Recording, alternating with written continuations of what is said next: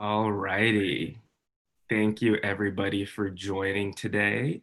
We will begin the program now with Ro Choi. All you, Ro. Thanks, Nicolak. Good afternoon, everyone. I'm Ro Choi, he's the CEO, and I'm excited to welcome you to Momentum's virtual pitch day. This was originally scheduled for March 12th, but we postponed due to COVID. So I want to start by extending a big thank you to the investors and special guests who made time on their calendars twice to support Momentum. At Ease, our goal is to build a sustainable cannabis community and drive universal access to legal products. Because we work with hundreds of cannabis businesses, we see firsthand that barriers to entry are higher for some operators than others. Many founders, including women, people of color, LGBTQ, and veterans, are underrepresented across the industry. So the question, how can Ease help the situation, became a big one for us. And the Momentum program emerged as our answer. Momentum was launched by a committed group of employees led by Jennifer Lujan and Isak Ali, the leaders of Momentum's advisory board, and our partners at Alternative and Bale Capital. Together, this team built a business accelerator focused on practical tools to support entrepreneurs. The Momentum program identifies great but underrepresented talent, gives direct capital support without taking equity, provides mentorship and access to Ease resources, and connects founders directly with investors. Momentum launched in September and received 133 applications. You're about to meet the 10 businesses selected for the program. These founders are inspiring and resilient, and each of them is a very smart investment. I'm also honored to welcome our special guests, Timeka Drew, an NBA legend, Al Harrington, whose contributions to the industry are immeasurable. And a huge thank you to the investors here today. We appreciate your time and commitment to these talented entrepreneurs. Now I'm pleased to introduce Ford Smith, co-founder of the Alternative Investment Fund, whose early support for Momentum helped make the program possible. Over to you, Ford. Hey, thanks, Ro. Hey guys, this is, ladies and gentlemen, this is Ford Smith. Really just briefly want to, thank Ro and Ease, Jen and Ishak for really championing this this program. It's been a labor of love, I think, from all parties. It's been, the cannabis market has been an interesting one over the past year. And so I think that the fact that we're all here today through COVID and all things considered, I think it's a pretty special moment that we've been able to pull this off. And I think more than anything, what I've learned from this process and what I could maybe help extend from my experience to other investors is that, there's active capital and then there's just, regular capital. And I think that the way that this program has been structured has been such a testament to me as an investor to see the real value of what happens when, you sit in a room with somebody or across, a Zoom meeting and really work with teams and give them feedback and just strategic advice. And so I think, first and foremost, I'd suggest to everybody that, next time you're writing these checks, and as you begin to write these checks, that you understand the true value of what it means to actually sit there and give real world life experience. I think that it exponentiates the ROI on your capital, and I've already kind of seen and felt a taste of what that has been and will continue to be, I think, for these groups. So thank you so much for letting me share, and yeah, on to you. Thanks. Awesome. Thank you to everyone who has joined us. My name is Isak Ali, and I was honored to serve as the program manager for the inaugural cohort of Momentum with the guidance of Jen Lujan and the Ease team. I want to make sure to give a special thank you to the SF Office of Cannabis and the LA Department of Cannabis Regulation for supporting the Momentum program and joining us today. Over the last 6 months, these amazing and unique businesses have been preparing for this day, and I cannot be more proud to have them present. It's like watching a recital, but instead of playing piano or dancing, they're here to sell this wonderful plant and empower our communities. If you wish to contact any of our presenters today, please make sure to make your way to our event splash page, which is at easemomentum.ultranative.com. and use the lead generation function to connect directly with the founders. And I also request that everyone keeps their microphone on mute videos off and limit your questions to the chat functionality for me to read aloud so we can streamline this process as best as possible. And without further ado, I'm pleased to introduce our first presenters, Ciencia Labs. So if you could please share your screen, you will have the next 10 minutes. Okay, let's get this.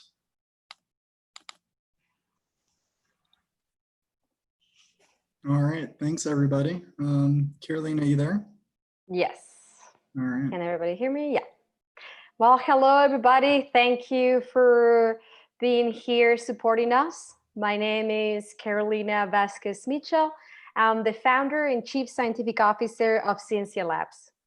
Hey everybody, as Carolina mentioned, thank you for your time today. Make some time for us on your busy schedule, not once, but twice. My name is Wasif Tawachi, and I'm the co-founder and CEO of Ciencia Labs.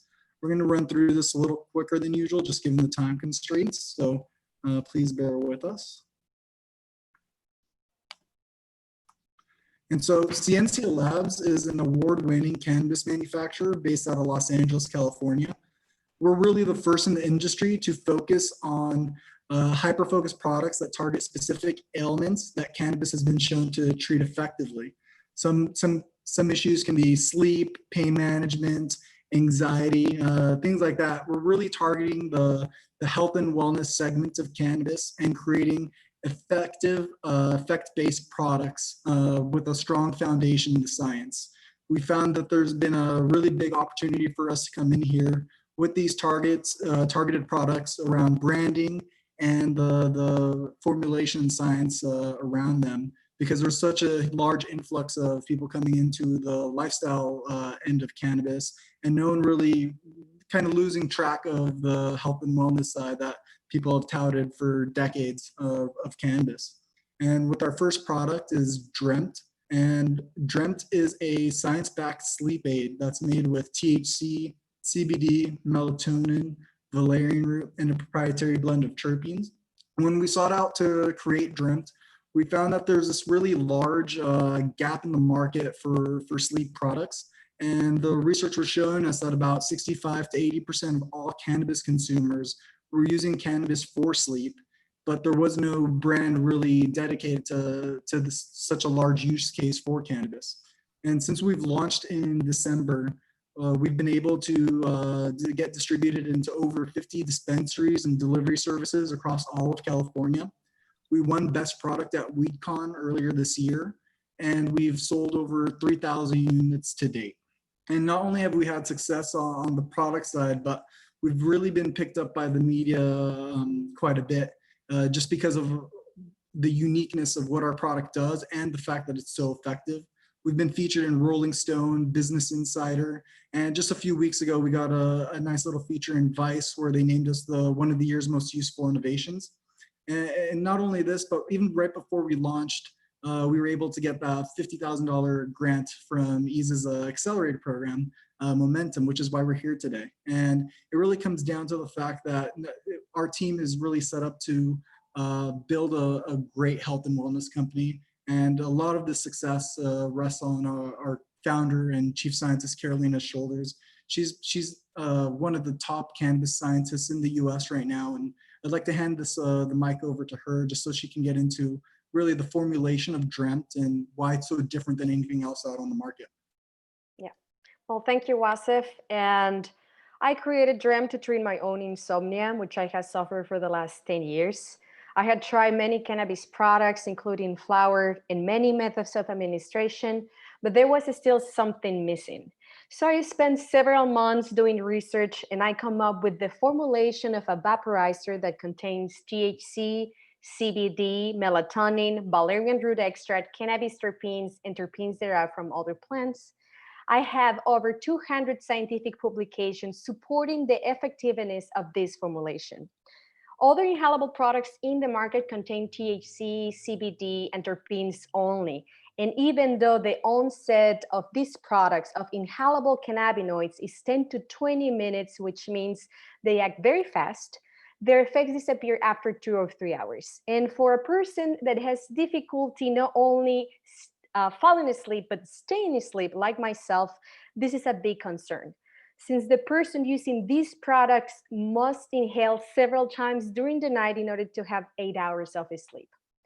While these formulations approach the sleep problem from one side, making you fall asleep quickly, Dreamt has a much broader array of effects attacking the sleep problem from many different angles. The addition of all these natural molecules prolong and improve the soporific effects of cannabis.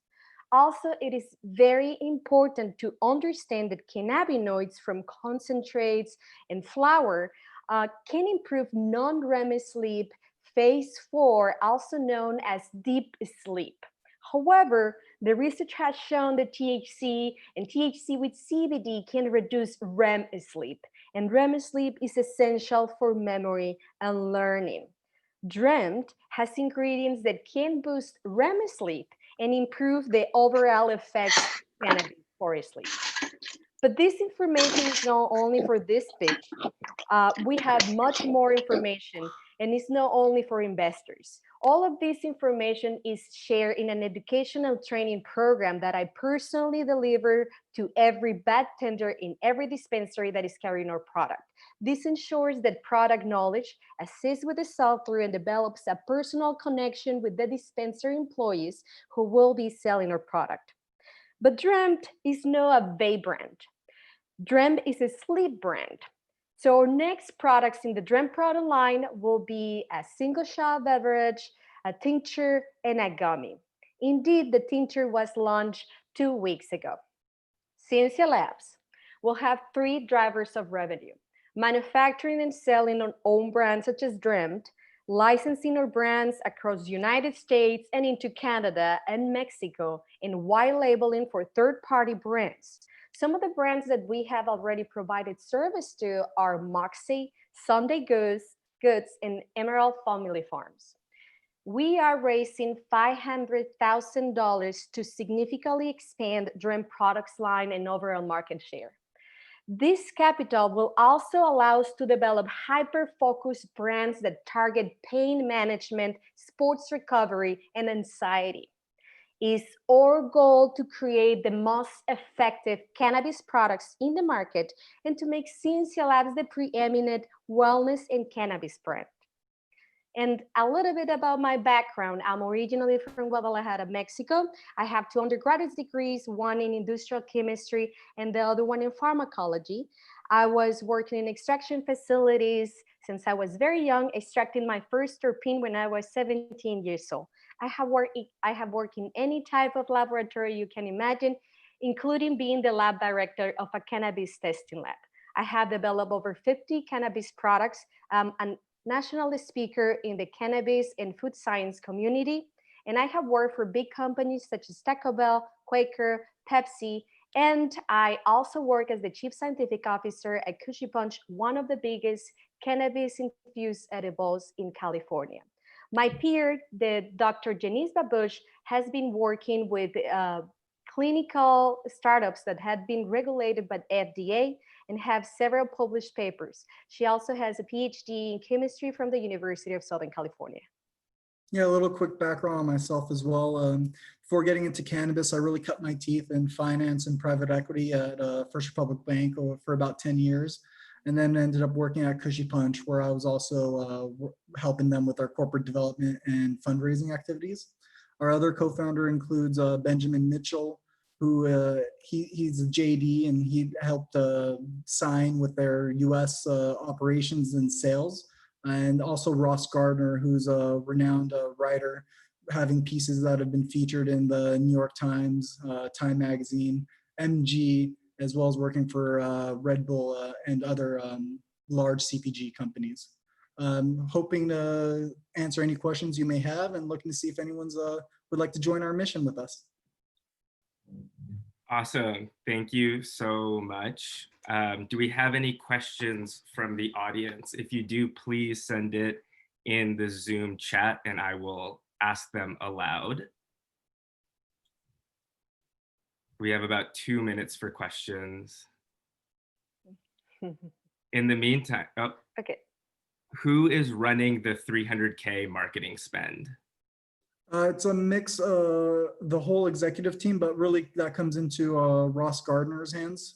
He was a former marketing director at Cushy Punch as well, where he had run over a 7-figure marketing spend, and we've been able, we know really well how to effectively utilize the money that we're targeting with our ad dollars. Awesome. Do we have any other questions from? You mentioned over 200 studies in your formulation. Could you elaborate? We have about 1 minute, so just FYI. Yeah, so when I did the research looking for compounds that can help with the sleep, I went through hundreds upon hundreds of papers. So I accumulated 200 out of all those many hundreds of papers, and those specifically show the effectiveness of each of the ingredients, including the terpenes that we are using, melatonin, valerian root, the combination and ratio that we are using of THC with CBD, and how they affect many different aspects involved in the sleep cycle. Mhm. That's the most I can say. And the studies 10 also seconds. that we've gone through kind of show also why CBN is not an effective compound. Yeah, so something that we looked at. besides the ingredients, we have other publications that supports that other ingredients don't really help for sleep. So all of that really supports the formulation for the ingredients that actually we're not using and the ones that we are using. Amazing. Thank you so much. There are more questions in the chat, so if you want to respond to them, you can. If not, please remember that you can always contact our participants on easemomentum.ultranative.com. Thank you so much for presenting. If you could stop sharing your screen, we will hand it off to our next presenters, James Henry.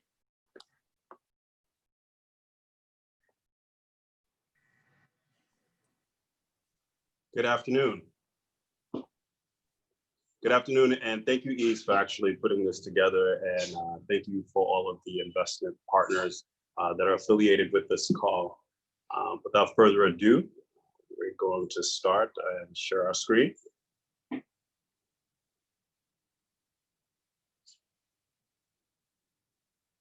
Without further ado, we'd like to present to you James Henry SF.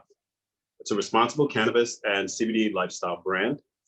The beautiful thing, the one thing that we did find that was challenging in the space is that we did find that there was negative stigma associated around cannabis. And unfortunately, due to that negative stigma, it didn't give people a chance to really understand the medical application and how cannabis can be useful for their overall health.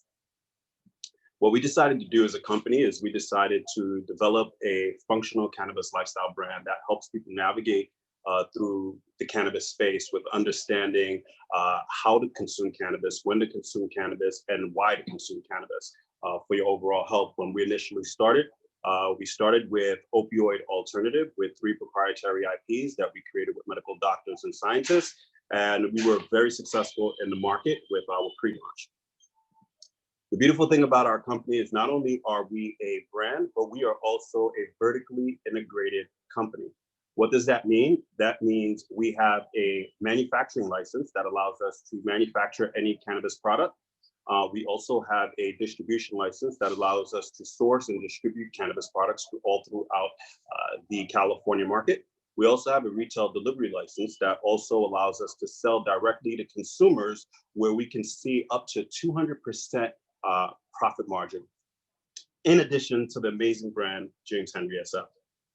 The beautiful thing about James Henry SF is that no matter if you're looking at our proprietary IP and formulations in oil, or you're looking at our flower, or you're looking at our pre-roll or our edibles, you will always find the experience-based messaging to be the same. Our daytime focus will always be our CBD dominant. It's not necessarily euphoric. What you're looking at more so is just anxiety relieving and allowing you to get the task at hand done throughout the day. From there, you want to go into our second experience-based message, which will be our evening social. Our evening social will always be our sativa dominant. That is more for a festive and more energetic and happy chatty catty, if you will. And then from the last but not least is our weekend retreat.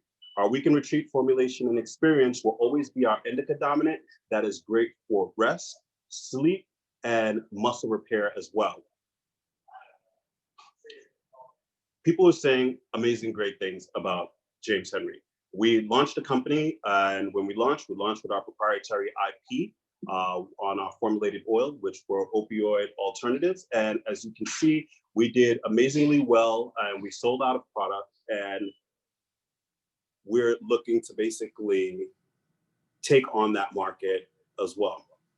One of the great things is about the James Henry brand is that we have been guest speakers on a lot of major platforms. One of the peaks for our careers was when we were guest speakers at the Congressional Black Caucus in Washington, D.C., as well as Temple School of Medicine at Temple University. Here we'll show you our product development roadmap, which speaks to our legacy product launch of the disposable vapes.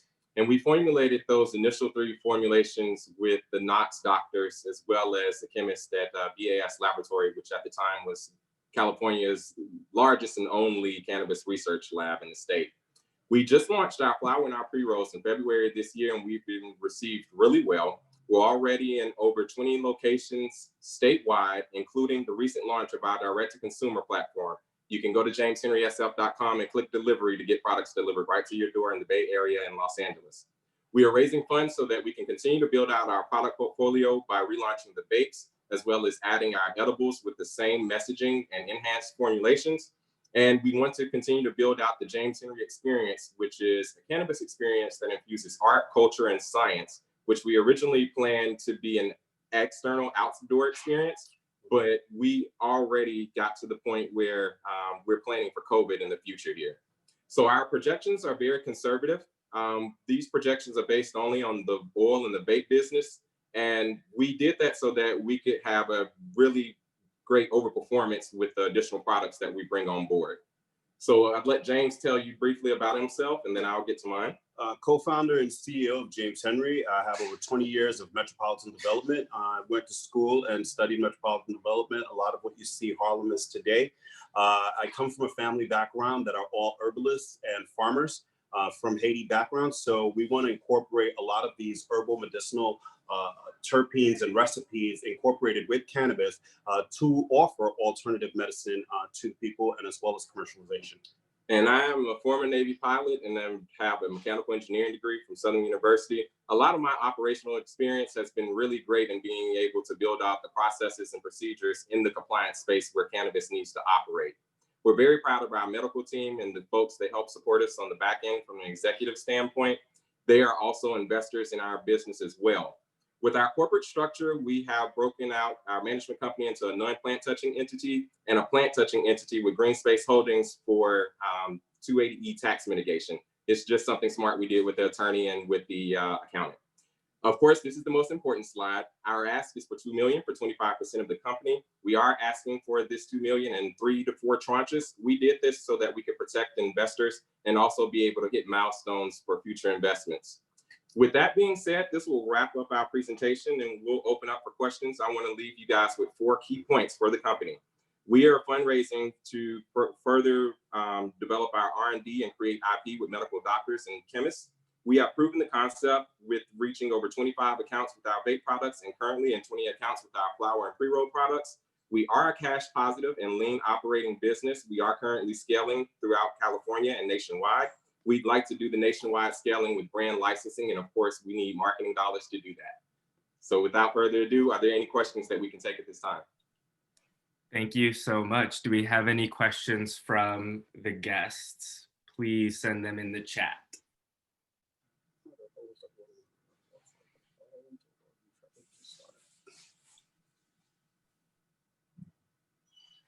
We have about 2 minutes for questions. If there are no questions, we can continue to talk to you guys and tell you that we are really excited about the opportunity to continue building out the opportunity for us to build out our marketing. And that way we really see a lot of entry points for the brands. We saw a question come in on the chat, and so we'll get to that. Yep. Which one area will be the revenue leader? We want the brand to be the revenue leader.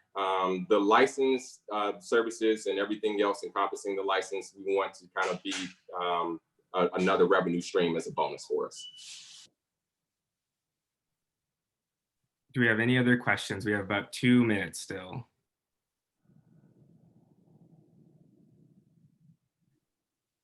If not, I do have a question I'd like to pose, just as some things that we have discussed before. So what were some of the things that you were able to shift with your model, given some of the recent issues with like VapeGate and with the coronavirus today, where people have some concerns? What were some of the shifts that you were able to do recently to pivot from that?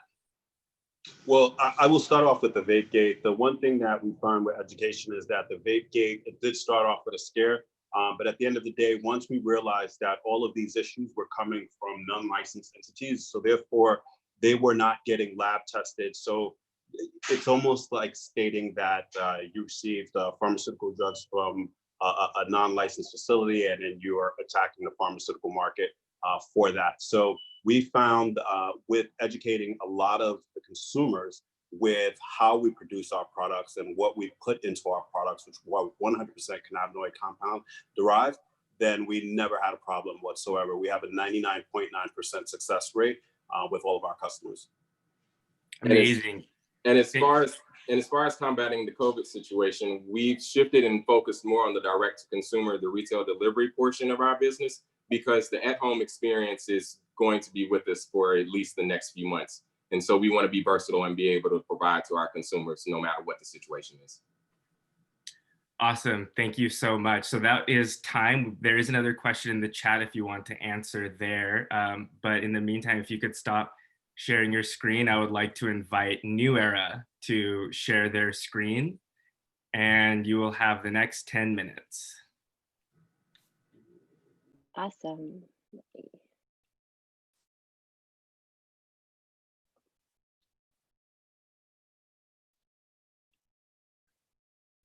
Sorry, I just, of course, had a system update pushed on me. I can share, Jessica. Okay, thank you.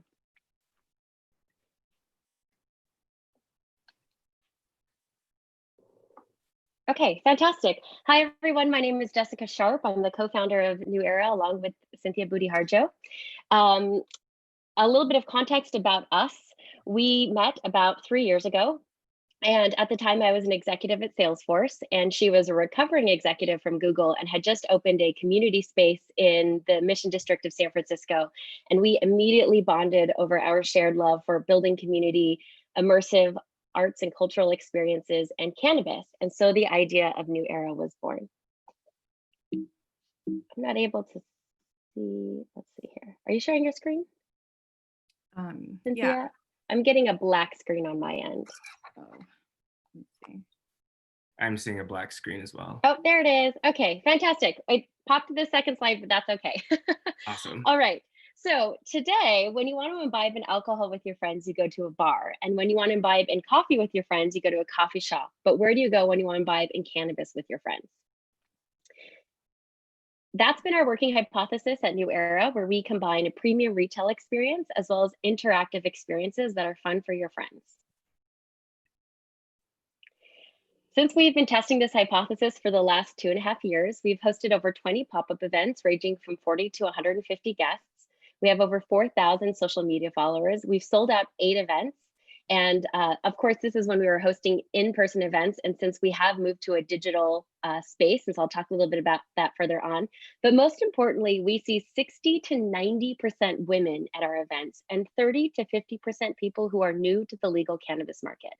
This is really important because we know that if retailers and other brands are continue to grow at the same rate as the cannabis industry is growing, these are 2 markets that they will have to consistently be able to capture. And we have it baked into the DNA of our company. We're now moving on to phase 2, which is incredibly exciting. We've secured an 8,000 square foot space in Japantown, San Francisco, the heart of San Francisco. For those who are not familiar with the permitting laws in San Francisco, you're not allowed to have dispensaries within 600 feet of each other. And because we've secured this location, we've effectively secured the middle of Japantown, which means we will be the only dispensary in all of Japantown. Additionally, Japantown sees a tremendous amount of foot traffic, and it borders the Hayes Valley and Pacific Heights neighborhoods, which are 2 famous affluent neighborhoods. And we anticipate that most of our clientele base will come from these surrounding neighborhoods.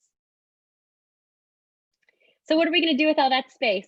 We're going to be fitting in a tea house and consumption lounge. We'll be serving non-alcoholic plant-based elixirs and allowing for edibles, drinkables, and non-combustible inhalants to be consumed inside the lounge. We'll also be featuring a high-end cannabis retail experience where we really focus on pairing the right products for the right person. And we'll also be featuring an event venue space and interactive gallery. This is a strange thing to talk about in a time of social distancing, but we know at some point we will be able to come back and meet again in person. So at that time, we will have one of the only spaces available in California where you could rent the space. Any of the 5,000 California brands could rent the space and allow for on-site consumption without disrupting our standard retail and consumption lounge operations. As I mentioned, we have moved to a digital platform. We had a very successful 420 day of streaming. We've continued to grow our customer and community base strong during this time of COVID. And a little bit more about the team. I myself come from a risk management background. My former clients include United Airlines, OfficeMax, BlackRock, University of Utah, and Salesforce. My background is in both risk management as well as innovation. I'll let Cynthia talk a little bit about herself. Yeah, so I started my career in finance in New York, then moved over to Google and YouTube for 7 years, working on bringing in new revenue through AdSense as well as live streaming. And then after Google, I started a community space and cafe in the heart of the Mission District in San Francisco and got it viable within 1 year, and now have been in cannabis for the past 3 years. We also have Rodrigo Novato on the team, who brings a corporate investment banking background as well as security and cannabis background. And we're partnering with Moritz Kelly, who brings over 12 years of cannabis industry experience and is well known for his incredible brand, SF Roots. Additionally, we have top advisors across the industry who are part of our team, from policy, compliance, government relations, architecture. Doug, a little bit more about Doug. He is famous here in the Bay Area for building exceptionally innovative community spaces. And we also have an investment advisor, Tim Chang, who's made the Midas list 3 times by Forbes magazine and is well known for picking wellness featured, future forward thinking companies. A little bit of back of the napkin math around our economics. It will take some time to ramp up to these numbers, especially in a time of COVID. We know that the average San Francisco dispensary sees about 1,000 customers a day, and the busy ones on Market Street can see anywhere from 1,200 to 2,500 customers a day. So with a conservative guess of 800 with an average $100 spend per headsets numbers, we can see about a $25 million annual revenue. We hope to see a lot more than 800 people because we will be the only dispensary that's nested inside of an entertainment lounge. And the great news about that is the entertainment lounge itself is also net revenue generative positive. And with Cynthia's background, we're able to anticipate a revenue of about $30 million based on these 2 business models put together. And where we're at right now is that we're finalizing our lease. We've fortunately been able to renegotiate in this time of COVID, which is really going to be great for our bottom line. And we've been expedited through a lot of the city permitting processes. The Office of Cannabis is still working during this time, so that's been incredibly helpful for us. We're planning on opening in June of 2021 with adding additional locations through 2025. And our ask, which I know is the most important part, we raised $700,000 from friends and family, and we're now raising a $4 million seed round. We've decided to structure our investment a little bit different than what most of you are probably used to seeing. We followed something similar to what you see in hospitality. So the way that it's going to work is that once we are up and running, 80% of our profits will be used to repay the principal investment. We anticipate that will take about 2 years. And then upon repayment, investors will receive 23% ownership in the business. And what we're going to be doing with that funds is focused on getting build out, getting everything up and running, and then making sure that we're able to manage our cash flow through to net revenue positive. Thank you. We're happy to take any questions you have. Thanks for working with us through that technical glitch. No worries. Thank you so much. So, have you experimented with virtual cannabis gatherings with your existing audience, and how could something like this tie into the in-person experience? Yeah, we absolutely have been. We ran on 420, we ran a full day of streaming with different content providers, and it was incredibly successful. We had about 150 people show up throughout the day. What we really focus on is providing really great content. So we did dance movement, we did comedy, we did a live cello concert, and the curator and the content provider provides a space at the beginning and recommendation for which products and how to take them in a way that's going to really amplify the experience. We've been doing this now both in person on and online, and we've just found incredible success with it. Awesome. Thank you. So we got about 30 seconds.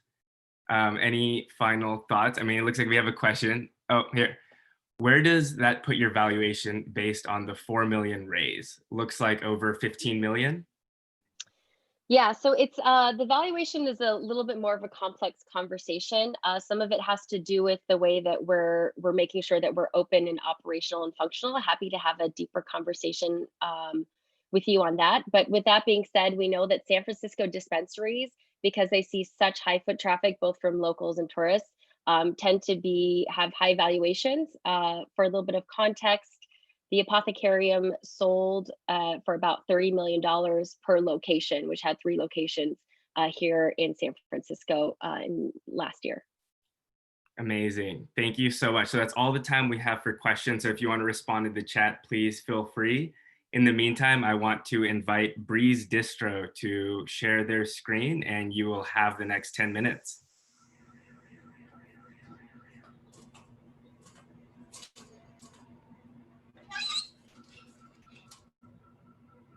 All right, awesome. Thanks so much, everyone, for joining us today. My name is Amber Center. I'm the CEO and founder of Breeze Distro. My business partner, Caesar, is also on the line. And I wanted to talk a bit about Caesar and I, as well as the opportunities that we've created and are pursuing in our business. So Breeze Distro is a diversified, vertically integrated cannabis company headquartered in Oakland. And our mission is to create small batch cannabis products under a house of brands that resonates with within the communities that Caesar and I come from. A bit about me. I acquired a number of licenses. We are officially City of Oakland contractors. And I'll talk a bit about that in a minute. I have a strong government relations background. I'm a very experienced and successful operator with proven results. I'm also a mentor in this space, helping a number of folks meet and exceed their goals, as well as a community organizer. Work a lot within the community. And I've also been featured in a number of media outlets and such. So some of the accomplishments that I've achieved in cannabis, I've helped to implement and develop the first social equity program in the country with the City of Oakland. I am executive director and co-founder of Supernova Women, and we worked to lower a number of barriers of entry for Black and Brown people looking to start and scale businesses in cannabis. Just last week, myself and Caesar were awarded an Oakland City contract to manage the first social equity shared kitchen incubator in the country. This is a really big deal for me. This is really a number of years in the making and a testament to the work that I've done and the work that we are going to continue to do, forging our own path in cannabis, as well as bringing others along with us. I've also acquired Oakland's first social equity, acquired Oakland's first on-site consumption license with Magnolia Oakland. At Magnolia was actually where I met Caesar, and he and I worked at the dispensary for a number of years and decided to start our own venture. But while I was at Magnolia, I did get the first on-site consumption license in the East Bay as well as in Oakland. I also effectively advocated and was successful in lowering cannabis taxes for social equity and cannabis businesses in Oakland. This is huge and not only helps my business and helps us thrive, but also helps the greater cannabis industry as a whole in Oakland.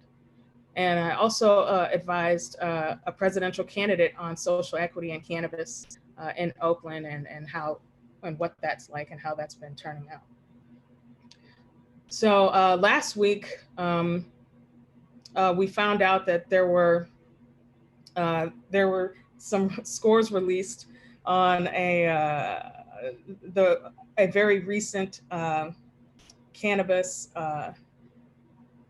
license for dispensary process, and we scored very high. We almost had a perfect score, and the city made a mistake when scoring, and now we're waiting official word for the city to go back and rescore everyone's applications and tell us where our final placement is. But we're feeling very good about our last application and where we'll stand when everything shakes out in the end.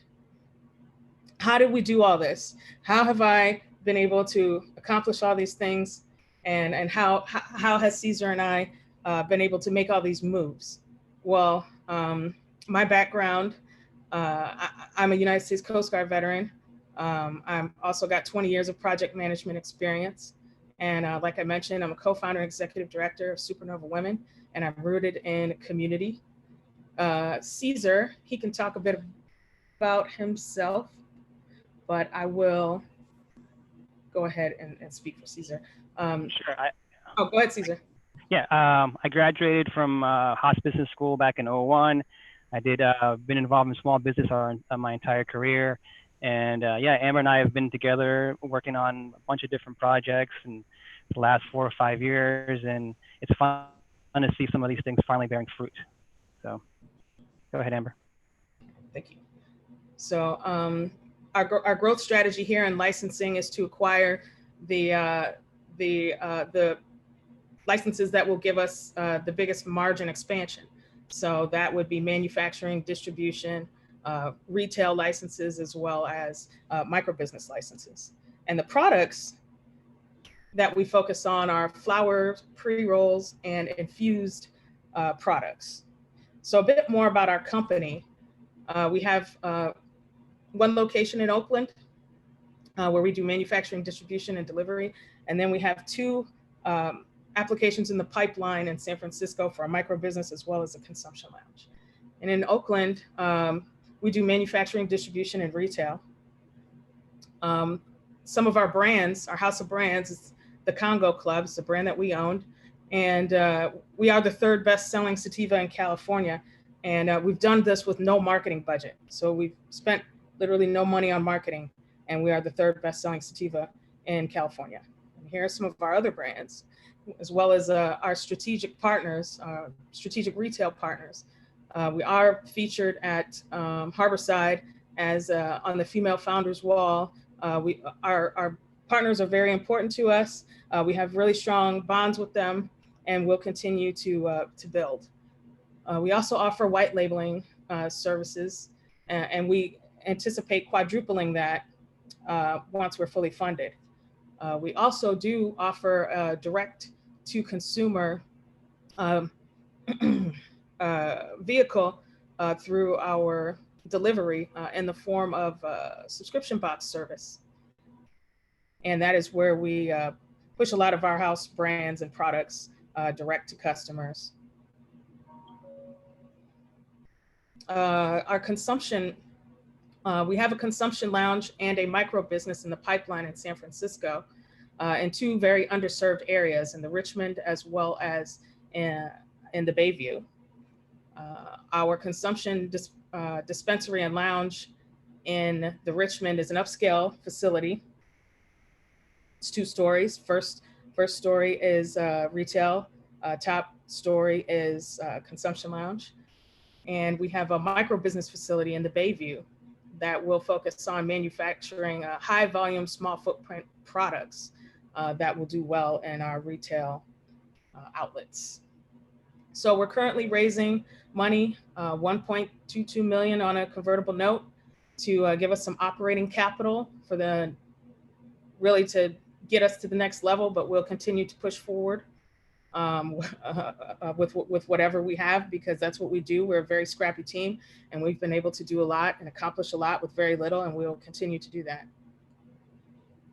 So any questions, please speak now.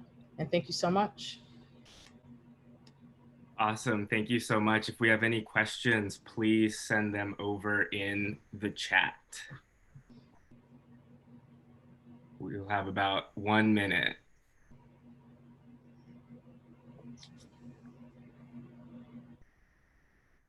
If not, I'd just like to throw out a quick question. So do you have any other strain-specific exclusivity deals in the pipeline as you do with Red Congo?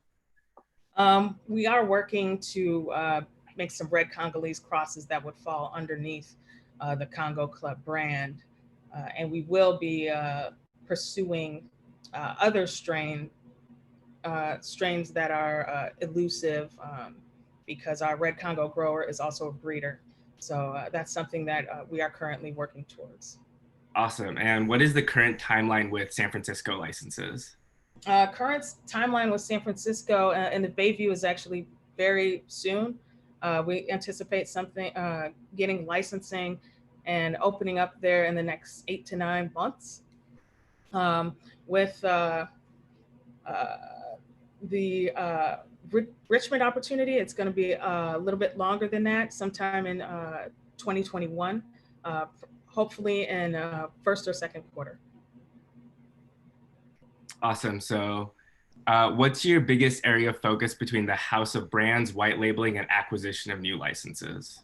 Definitely making products to push through our retail licenses. And the retail is very important because we can incubate our products at our own retail locations. We can test products, we can do a number of things. So the retail piece is our guaranteed shelf space. However, our focus and our greatest margins are going to be in manufacturing products. Awesome. And last question while our next presenters start setting up. Are your products in the Southern California market? Yes, they are. They are. Green Goddess Delivery was our first retailer to take us to LA about a month ago, and we're working on expanding from there. But we do have a presence in LA. Awesome. Thank you. If there's any other questions, if you want to answer them in the chat, please do so. In the meantime, I want to invite LDLR to share their screen and start presenting, please. Hello, everybody. Hello, everybody. My name is Luz de la Riva. I am the CEO and founder of LDLR Everyday Sexy. Hello, everyone. My name is Luna Del Riva, and I am the co-founder of LDLR, as well as Luz's daughter. And we are the intimate cannabis company bringing you sexual wellness from the bedroom to the boardroom. We are very luxurious, and all our products are, so we are the LVMH of luxury intimate cannabis care. And we are here today to talk about sex, sexuality, the market, cannabis, and sexual wellness, the good, the bad, and the ugly of the markets. Now, let's start with the ugly. The adult market, it is a humongous market, but it has a very, very fundamental problem, and that is sexual communication. Number 2, lack of healthy, intimate products for women. As a result of all this, there's a tremendous lack of communication that varies from dry vaginas to hard testicles. Divorce which happens. End up in divorce. So what are we going to do about this? We are going to create a full range of products that, through the chemistry of cannabis, will share, bond, and become one by using the cannabinoids as the main messenger to release the oxytocin during sex, or even lactation, or even touching your best friend that makes you feel good. That's what we're doing. We've created a range of luxury intimate cannabis brands that bring couples together through sharing, bonding, and fusing, and with cannabis, deepen desire, arouse ignite, and also bring couples together through open communication and making you feel great at the same time. Yes.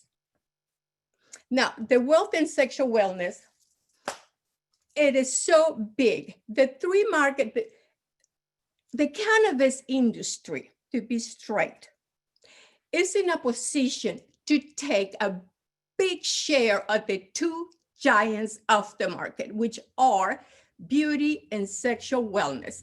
If we add the cannabis, ladies and gentlemen, we finally reached the holy grail.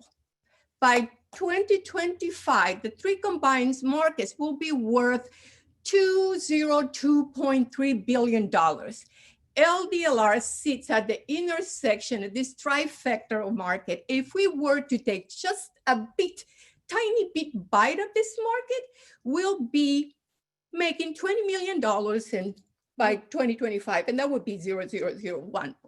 We just have to show up to work in our pajamas at that point. Jokes. We are a micro business. LDLR is structured as a mother company, which is going to develop, well, it have developed because they are developed, different brands that we could use as a revenue channel. We could sell our different brands housed in the same, under the same house at the same time that we can do our distribution and delivery. Under our intimate cannabis cosmeceuticals line, Lucella Riva, we are launching Goldie, our 24-karat gold and THC-infused kissable massage tincture. We also have Candela, an intimate cannabis massage oil candle that turns into a luxurious CBD oil as it burns. And in light of COVID, we restructured, pivoted our business immediately to serve the demand and the need, and created America, an everyday sexy CBD hand sanitizer that disinfects, protects, and leaves you completely moisturized. Under Mami and Papi, we have a celebration of cannabis and sexuality with an iconic set of pre-rolls and condoms for him and her, and Besitos, THC-infused love pastilles, which we call the aspirin of love. We are launching Lucella Riva and Mami and Papi this summer, and wholesaling to cannabis and adult distributors throughout the state, up and down, LA and higher north, and providing product training to dispensary, distribution, and delivery staff. And for marketing, we are promoting our owned media to begin with, which is our Everyday Sexy blog. It's a cannabis and lifestyle blog led by a best-selling author and founding member of Good Vibrations, Ann Siemens. Now, what makes us different from our competitors? The difference between LDLR is the only company in the cannabis industry that has the experience, the knowledge, and the know-how to take the share of the sexual wellness market, the sexual wellness market industry and the beauty industry. Our competitors lack experience, responsibility. They offer a low quality products, low entry level. These products are harmful and lead to unsafe sex, and dismantle the work that we have done as a safe sex workers for the past 40 years. Our team includes a group of seasoned experts in the fields of sexual wellness, manufacturing, design, and business development. I am privileged beyond belief to work beside my mother, Lucella Riva, who has worked 25 years over in sexual wellness and has manufactured products for Walgreens, Nordstrom's, and has also been awarded a Peacemaker for the Contra Costa County here. I also work alongside Ann Siemens, who is the founding member of Good Vibrations and a New York Times bestselling author featured on Oprah and every publication imaginable. And for VP of Business Development, we have Lou Viveros, who is the former president of Logitech in Latin America and a seasoned cannabis businessman. And he was one of the first businesses, Oakland Distributing Company, to receive the license, California state cannabis license in the state. And LDLR was one of the first 4 equity companies ever in the state of California. We have come a long way, baby. Yes, we have. For the past 4 and more years, we have already secured our local and state licensing and permits. We have secured a 3,000 square foot space, which we have cleaned on all fours ourselves. And at this point now, we have begun our production and are ready to launch our products in the Bay Area this summer. Our 3-year projections, as you can see, by the third year, we have grown almost at 200%. And I will be happy to go through each one, how I did this breakdown and how we come up to this. I'll be happy to. Is anybody interested? I'll be happy to break it down for you. So we invite you to the marriage of cannabis and sexual wellness. And the birth of the $1 billion baby. We are asking for $500,000 for 10% equity in our company. Funds will go to inventory, to operations, new hires, manufacture, and obviously new equipment and anything that takes to scale up. Thank you. Thank you so much. We are privileged to dedicate this time, and for you to dedicate this time for us, eternally grateful. Thank you. Thank you so much, everybody. And thank you, Ease. Thank you, Ease. We are so privileged. Thank you so much. Amazing. Thank you so much. So we have run up on our time, but again, if you want to reach out to our speakers, please go to easemomentum.ultranative.com to reach out. In the meantime, I want to make sure to thank our sponsors who helped make this program possible. I want to make sure to thank Ultranative, Bale Capital, and Select for supporting the accelerator by helping underwrite some of the grants and mentorship to these businesses. Thank you to our event sponsors who went above and beyond to accommodate these changes required at the last minute. Loon has been a supporter of Momentum since its inception, with their CEO, Nidhi Honda, serving on our advisory committee to supporting this event.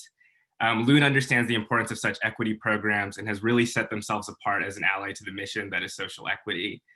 So thank you to your commitment to helping us build an equitable and sustainable industry. If you haven't tried Loon, please get it delivered to your door through Ease. And I also want to thank CannaSafe, the first ISO accredited cannabis testing lab in the world, for their contribution and passion for empowering the social equity community. CannaSafe's president, Antonio Fraser, is a huge proponent for corporate social responsibility initiatives in the cannabis space. The CannaSafe team continues to be strong advocates for social justice and underrepresented entrepreneurs in the industry. So thank you to both of them. Next, I am very excited to introduce our Fireside Chat guests. So please welcome NBA legend and founder of Viola Brands Al Harrington, who will be interviewed by Dark Leaf co-founder Timeka Drew. I would like to pass it on to both of you. Thank you again for joining.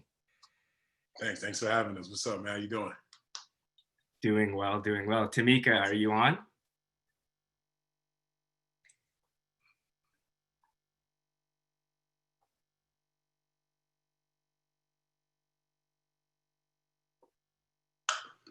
Hey, Timeka, I see that you are on, but we can't hear you.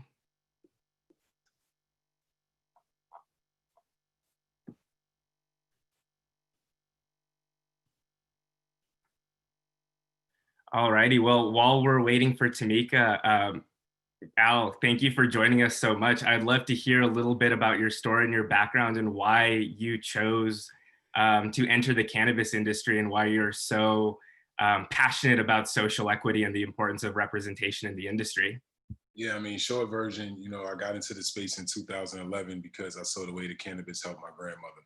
She suffered from glaucoma, diabetes, and I was able to convince a 79-year-old woman, that obviously grew up, seeing the war on drugs, how it really was, and being, obviously, very afraid of it. I can remember her kicking my aunts and uncles out the house for smelling like, cannabis when I was a kid and stuff like that.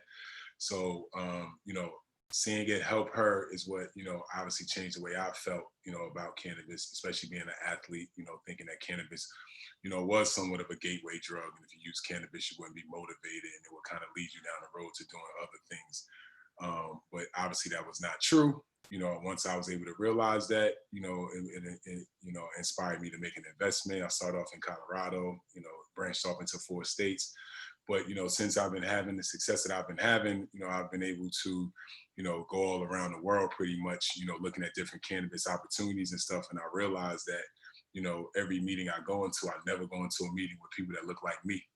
And, when you think about just the war on drugs and the way that it, pretty much destroyed the Black community, I have to have an issue with that, right? And I just feel like I have to use my company as a platform, to be able to bring awareness, but also bring opportunity for people of color, to participate in the space in a very meaningful way.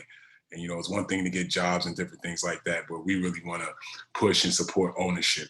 And I just feel like, if you give, people of color a true opportunity, that we can compete with anyone. And when you think about the experience and knowledge that we have of the plant and, distributing it and different things like that, I feel like if somebody give us a shot, we can have a meaningful position in the space. And, that's all we're asking for. We just want some of the market share, because, if it wasn't for us and, the way that, like I said, the way the war on drugs was, handled, there wouldn't be a cannabis industry probably right now. You know what I'm saying? So, I just feel like this industry was founded on our backs and we just want to, have ownership in it.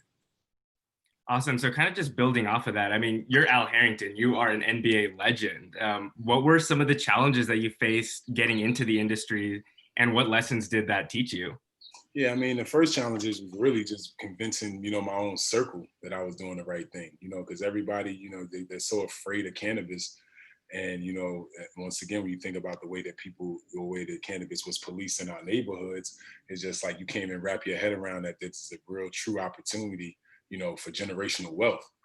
That's what's really at risk at this. And, that's what we try to continue to talk to, our Black leaders about, and I'm talking when I mean Black leaders like the church and different things like that, because, there's some of the people that are, always against it, but not realizing that, the stigma was not true.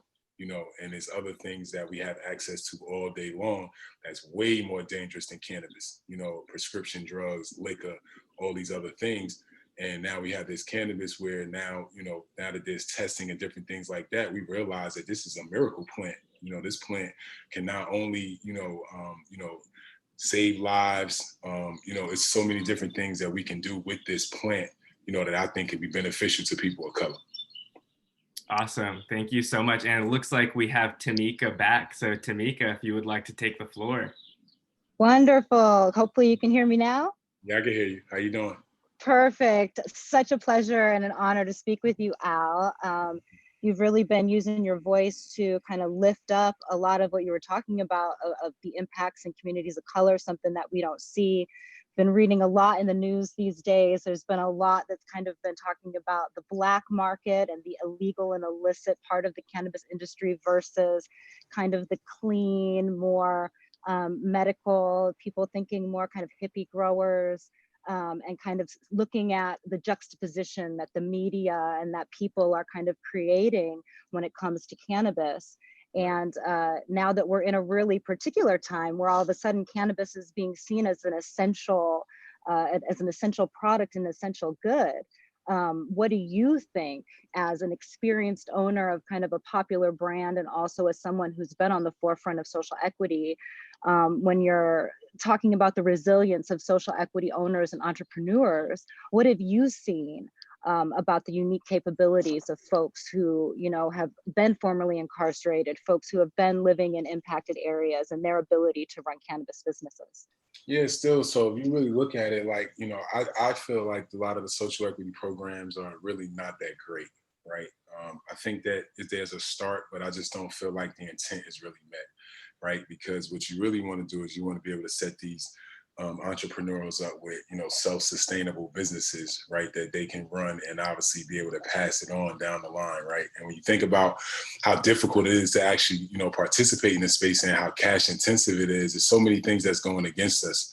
And then, one of the other issues I have is like social equity always comes after the fact, meaning after they already established the programs in these states. So they allow these conglomerate companies to come in, buy up all these licenses and all this cultivation and different things like that.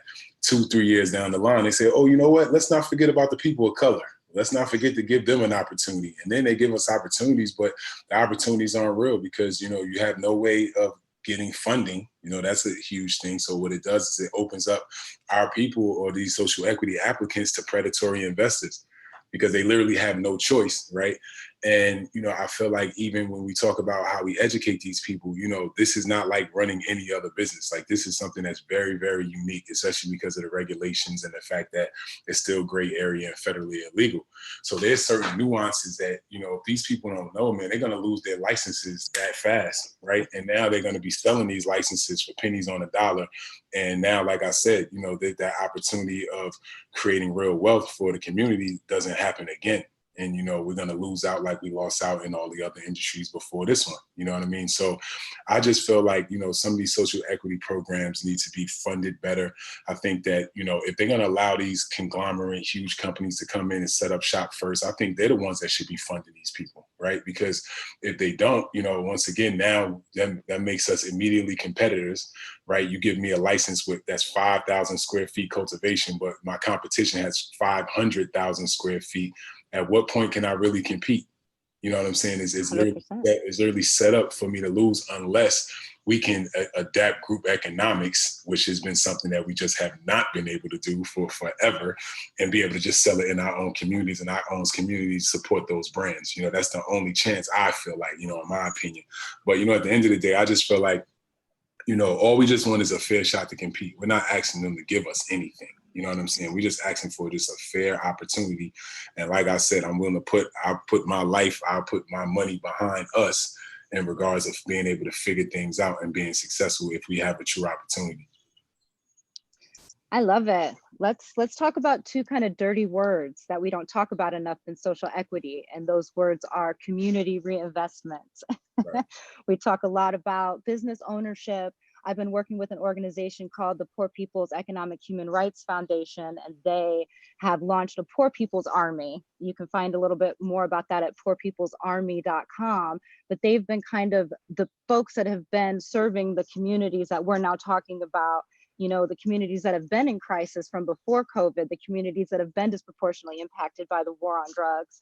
How can these social equity programs and social equity entrepreneurs, license holders like myself, like yourself, help make sure that community reinvestment is not lost in this process and that we're able to really build on the promises that we're talking about? Just do what you just said. Do what we say we're going to do. You know what I'm saying? Don't make these promises and not get it done. You know, I think that, you know, once again, when I think about the group economics, it's like, you know, we have all these different initiatives of how people want to give back to the community. You know, the one challenge I challenge everybody that's, you know, that obviously can see this is like, how can we figure out how to all come together and push one thing, right? Because if we all use our resources to push one thing, I just feel like it's more power in that, right? It's more resources, you know. So just say your organization every year can raise 100,000, but mine can raise 350,000, and then his can raise 75,000. But you add all that up, you know what I'm saying? I think that that's when we can really start to, you know, really have an impact, the impact that we're looking to have. But, you know, to your point with the, you know, with obviously the reinvestment, you know, once again, you know, these other companies that we're talking about signed on for that. They said that they were going to reinvest, right? And they haven't done it, you know, and they haven't done it at all. And there was nobody there to really, you know, hold them accountable. Because, you know, I look at these application processes and I see that like that's extensive, like how you have to explain exactly how you're going to reinvest back into the community and different things like that. And it's very specific stuff, you know what I'm saying? Stuff that I feel like should have real impact and people should be able to see as it's happening, you know, but it hasn't happened. And then with these companies, what do they blame it? They say that the taxes was too high. It was this, it was that. And some of those things are real, you know what I mean? But at the same time, you know, you did make a promise and the state gave you this, you know, $100 million license, you know, it's because the value of some of these licenses, because they're so scarce, you know, but because you said that you was going to give back and you're not doing it. So, you know, I just say, you know, even myself, you know, like if we say we're going to do something to give back to the community or create opportunities, just do it, you know, and I think that if we do it, we'll start to see, you know, we'll see the benefits of, you know, in our people, you know, being able to flourish. I like this concept that you're talking about, if we could all just come together. And I found coming into the cannabis space from an organizing space, from a grassroots organizing space, I've seen that cannabis is definitely kind of in its own little silo. And it seems like a lot of other organizers that are working towards the same things, economic human rights, talking about criminal justice reform, a lot of them shy away from cannabis organizing. Do you think part of that is because there is this kind of thought that we're just a multi-billion-dollar industry, there's so much money, and there aren't even possibly folks who need kind of an influx of capital, who might even need help in building businesses to be able to serve the community? That's interesting, right? You know, I think it just depends on who you are, like who's the operator, what brands you're talking to. Because I definitely think I run into that as well sometimes, where people just think that our brand is so big, we won't need support, or we don't need anything, you know, but that's not the case. Remember, we're pioneering an industry. Right, we're pioneering an industry where we have our hands tied behind our back in so many different ways, right? And especially when you first think about it, just from the capital standpoint, you know, any other business that in the United States or even globally, like you can go to a bank and leverage something to get money to be able to operate or start this business. That's not the case in cannabis, you know? So like that's the biggest hurdle, is literally finances, you know. And you know, I haven't been able to figure out the best way to obviously fix that issue. But, you know, I think it's definitely one of, you know, as the industry continues to evolve, I think that, you know, we will have to have strategic partnerships and joint ventures that will allow us to be able to spread our wings as organizations. And we're going to have to come together to do it. You know, and I'm a firm believer, like, you know, obviously I'm very confident when I'm building at Viola, but I also understand that there will be certain moments, you know, as my company grows, that I'm going to have to do certain things right. You know what I mean? With other people, with others, working with others in order to have the success that I want to have. So I think that being open-minded like that helps me. And that's just everybody else need to kind of adapt that mindset. Is just like, you know, we're so used to being competitive with each other for everything. But like in this space, especially if you are a minority, bro, we like, you talk about minority, we are the super duper minority in this. Like we own less than 4% of the industry. Like that's literally, oh damn man, it's unheard of. Like, especially in the industry where we really want to compete. So you just got to think about it like that. It's just like, if we continue to work separate in silos or whatever, we're just going to continue to get picked off, you know. And you know, that's the one thing that I try to preach, you know, as much as I can when I get on the phone with, or excuse me, when I do interviews and different things like that, is just trying to get people to start just thinking about that a little bit. I mean, we are used to being competitive, even as a hooper. Like I'm so used to having that mindset, but then I also, because of my sports background, I also know that LeBron can't win a championship by himself. He needs D Wade, he needs Chris Bosh, he needs Ray Allen, he needs all those guys to win. He's the best player in the world, you know what I'm saying? And I adapt that into cannabis, you know, or into my life, realizing that the stronger the team, the more you can predict the outcome, you know. And if I could load my team, why not load my team to make sure we win? Yeah, it can be hard to know who should be on your team these days. It can be hard to know who to trust, especially in this cannabis industry. And I guess that's kind of my next question, is that, you know, social equity entrepreneurs who are coming out of this current wave and have seen kind of this bubble burst, they're hearing all of these stories about how difficult it is to gain a partnership, but they want to build a brand. They still have the dream. We're still in a really nascent time in this industry. What tools do you think, you know, people should be building and bringing to the table? And do you think this is a good time as any to build a cannabis brand for social equity entrepreneurs? Yeah, definitely. I mean, I think brands are what's going to win in the end, right? You know, I think that obviously the cultivation and all that is obviously very important. But when you think about the influx of capital that's going to come, and you think about all the experience that like big agriculture has, you know, you would think that they're definitely going to have some form of an imprint on, you know, on this industry moving forward.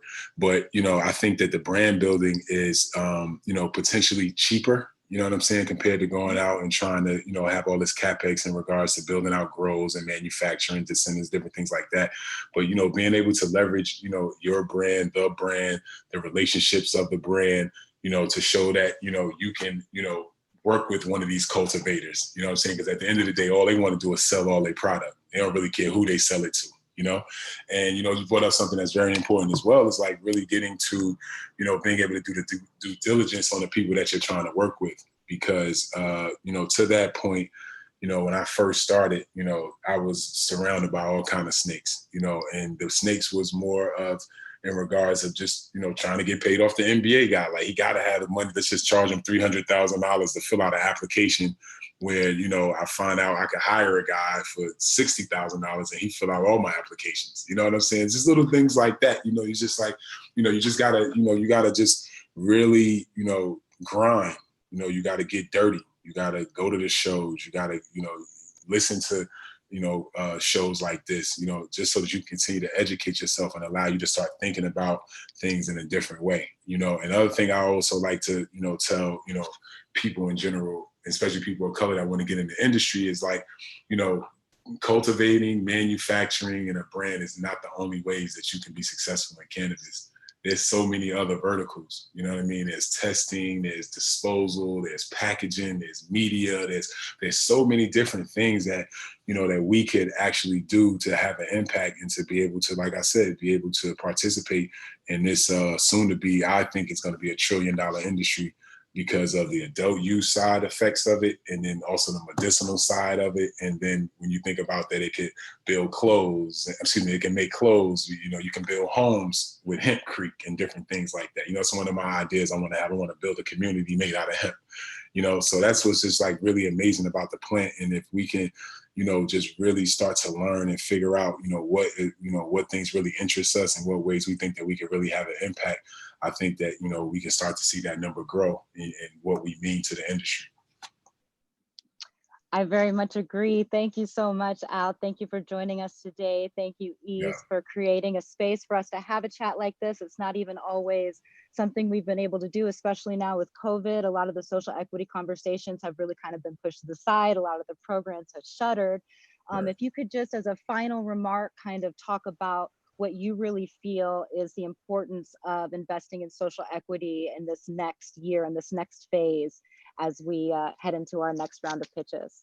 Yeah, I think it's very important. I think the biggest investment we can make is to go down to, you know, when these legislators are trying to figure out how they want to include, you know, social equity, let's go down and let's educate ourselves, know what our ask is, and let's go down and be boisterous about it. Because at the end of the day, like, they owe us this. You know, our community was destroyed through cannabis. 85% of all drug arrests in our neighborhoods was cannabis related.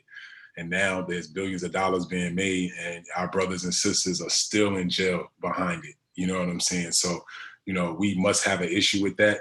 And, you know, at the end of the day, when you're down there and they're saying, well, what companies, we don't know any Black-owned companies that, you know, Viola. You know what I'm saying? There are companies that can come into these states and help operate and help set up these programs for, you know, for our people. And, you know, our perspective is unique and I think it needs to be heard. And, you know, that's the biggest thing that we want to do. We want to use our platform to uplift our people. That's right. I'm with it. I will be there right beside you with those legislators demanding everything that we deserve. Thank you so much. I believe it is our time now, and I'll turn the microphone back over to Isak. Thanks for having me. Awesome. Thank you two so much for joining. I truly, truly, really appreciate it. It means a lot to me. And so again, to everybody, I want to give a special thank you to Al Harrington and Timeka Drew.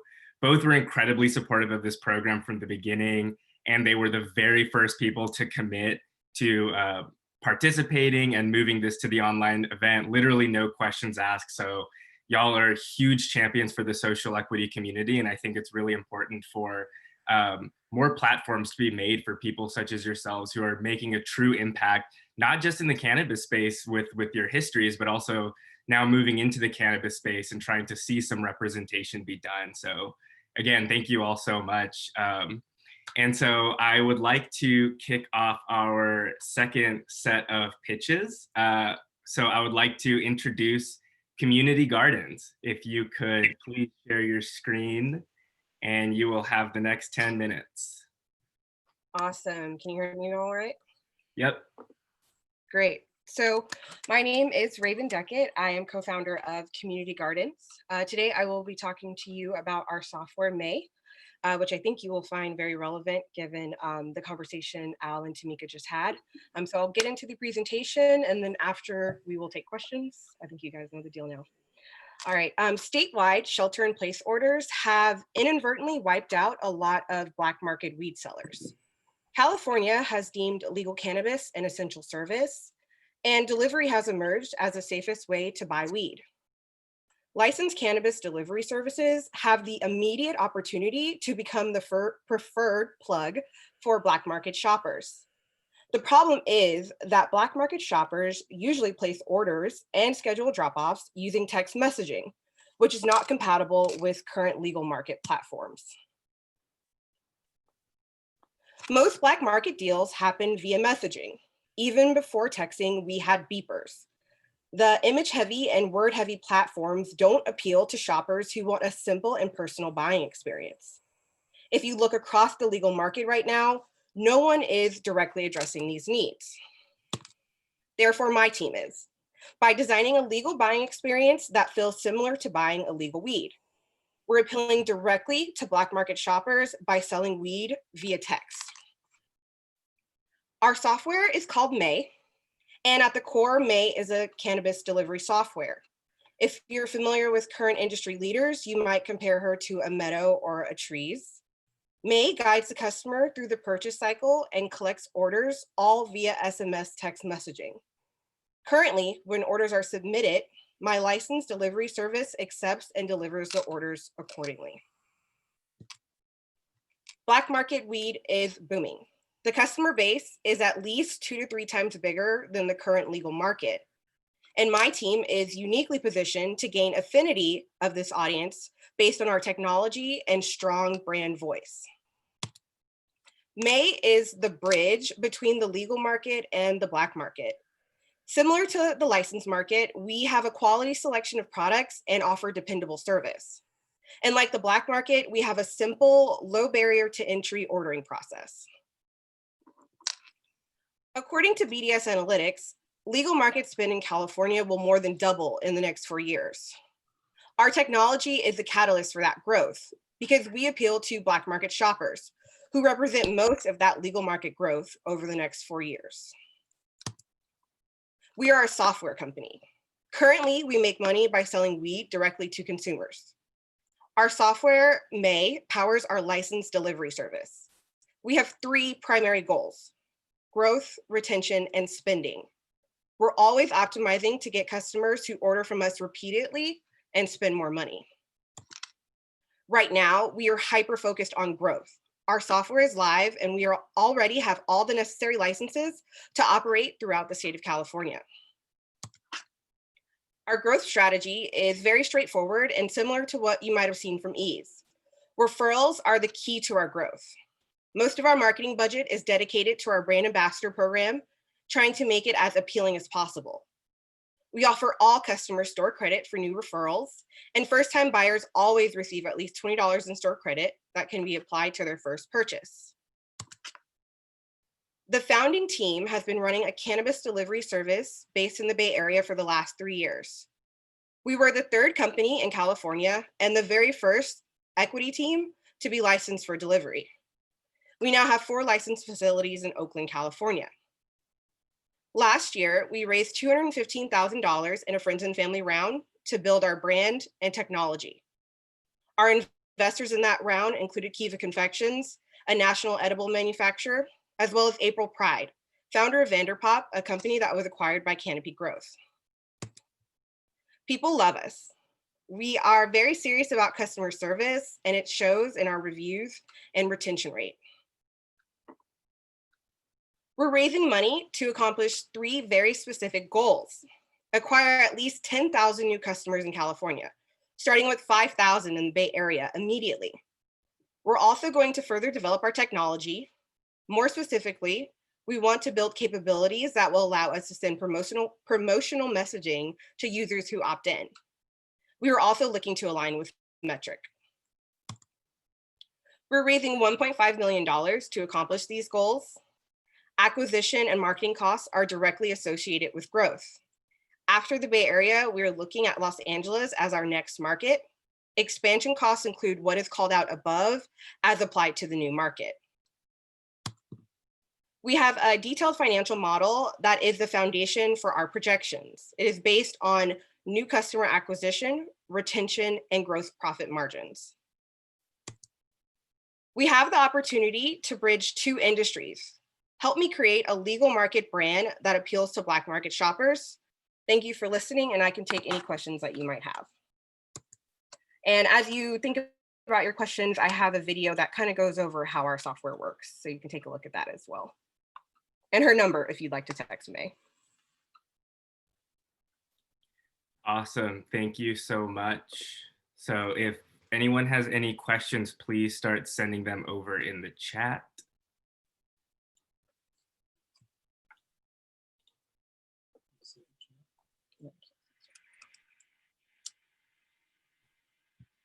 Any questions from anybody? In the meantime, I will ask a question. I really like the thesis that you have about how you have to reach the illicit market customers by meeting them where they're at. Kind of what was the inception of that idea, and how did it come up into creating May? Yeah, definitely. So May started out as the T-Pad. And so basically the T-Pad was kind of a direct sales, network sales model that we built upon for our company. And it was going to be similar to a Tupperware Party and Avon model, where we had brand ambassadors that would be submitting orders via May. And once COVID happened and shelter in place happened, we understood that in-home parties would be not feasible in the direct future. And so we kind of transitioned to open May customer direct at first. Awesome. How long until integration with Metric?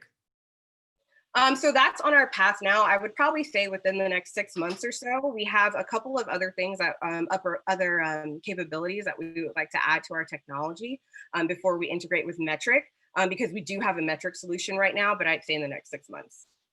Awesome. So we do have someone who asks if you could elaborate a little bit more on the technology. It's a compliant point of sale system plus a chatbot / chat script behind it, or a real person?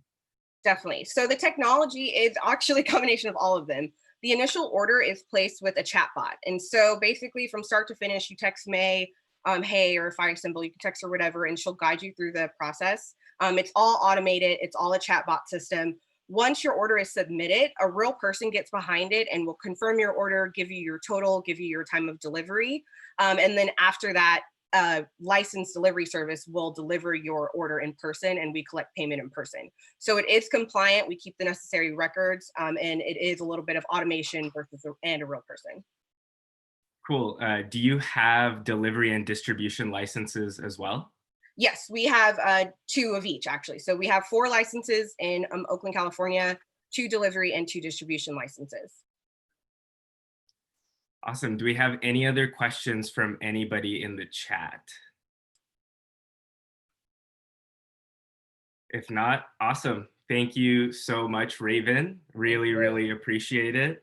I would like to now invite New Life to share their screen and start presenting whenever you're ready.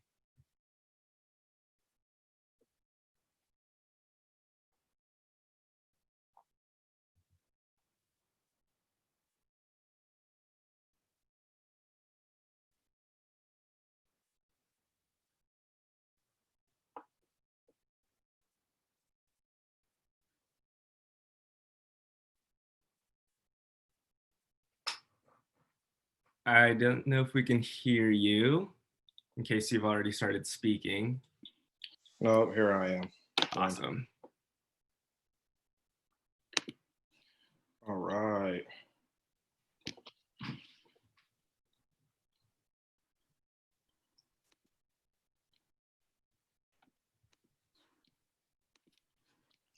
Ready whenever you are, go for it.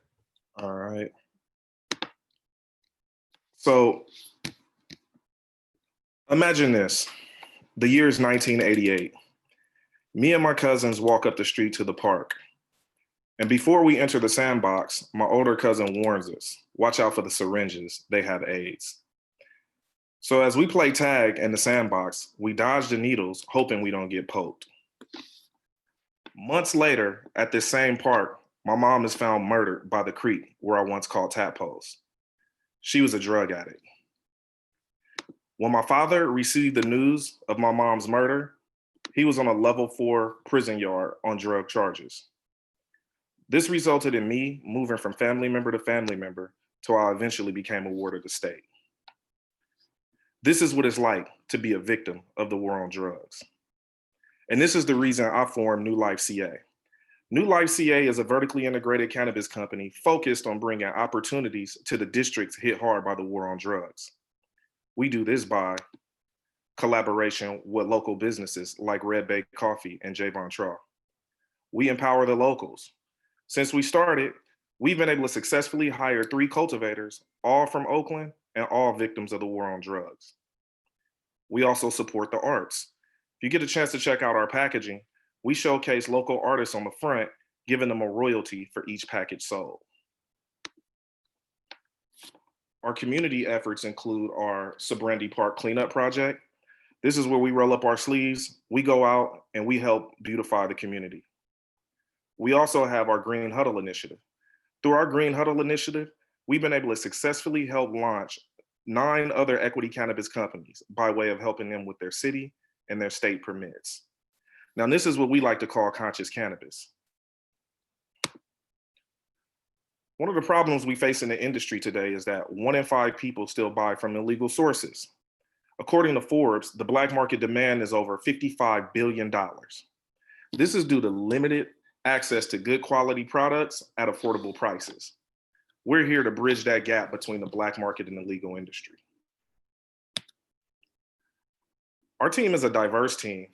Collectively, we make up of over 30 years of experience in entrepreneurship, 20 years in operations and program development, 15 years in cultivation, and 7 years in cannabis delivery. We have lean certifications and over 9 different college degrees ranging from associates to masters. Our cultivation is the heartbeat of our company. In the past 12 months, we've been able to successfully achieve 100% growth quarter after quarter. We've been able to do this by having good quality product. If you take a look at our labs here, our blueberry cookies labbed out at 28% THC and 33% cannabinoids. This is due to our expert cultivators and our superior technology. We use our ASense grow systems, and the consistency comes through our Guardian software. This makes us a trusted brand. It's like Pepsi. When you crack open a can, you know exactly what you're gonna get. If our cultivation is our heartbeat, then our delivery is the lungs. Our delivery service allows us to get good quality products to our targeted consumer. It also helps us to raise our profit margins. What you're looking at here is one of our products, our SKUs. It's our Smoke and Art box. This product sells to the dispensary at $20 a unit. They turn around and mark it up $40 to $45, and the consumer walks out the store with a $50 to $60 eighth after taxes.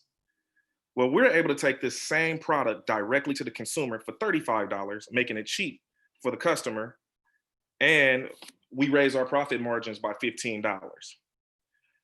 Over the past 4 quarters, we started to see an increase in our sales, and around Q3, we've seen a real big spike. I like to contribute this to our marketing strategies. Around Q3, we did a beta project where we launched movie nights. And here at our movie nights, we were able to get a boost in customer transactions and new customers and repeat customers. We like to expand on our marketing as this correlates directly to sales. As of today, we've located I'm proud to say that we're one of the first, or we are the first equity company to successfully transition off of incubation and go into our own space. So your investment would be supporting our new building and our expansion. This will help us triple our production capabilities, give us new SKUs, and widen our brand's footprint. Our ask is for $700,000 on a convertible note with 5% interest rate and a 3-year maturity date. Just a little bit about the future and where we plan on going. It's expansion. expansion, expansion. We want to expand on cultivation, distribution, retail, but what makes us slightly unique is we're looking at our events and having an in-house venue all under one roof. This is the wine vineyard model. One of the reasons you should invest in a New Life is because we have a proven, scalable model. We have good quality products at reasonable prices. We empower the community, and we're helping rectify the damages caused by the war on drugs. Thank you. I'll open it up for question. Awesome, thank you so much. So as usual, please start sending in some questions into the chat. So here's one. Given the changes occurring in the live and event space, how will this work in the new world that we're currently in? Yeah, so our events has just been like one part of our marketing strategy. One of the key things, as like I spoke of in the beginning, is our collaboration with other companies and other businesses. And the fact that we do have we do have the capabilities to produce. We're now partnering with other companies like House Caviar. We're even looking at using some celebrity influencers, because the events at the end of the day is leveraging the influencers to come in-house and have that kind of face-to-face personal intimate experience. So, you know, we're looking at some celebrities creating product brands, just leveraging more of the influencers to help with our marketing strategy. Awesome. Any other questions? If so, are you also white labeling?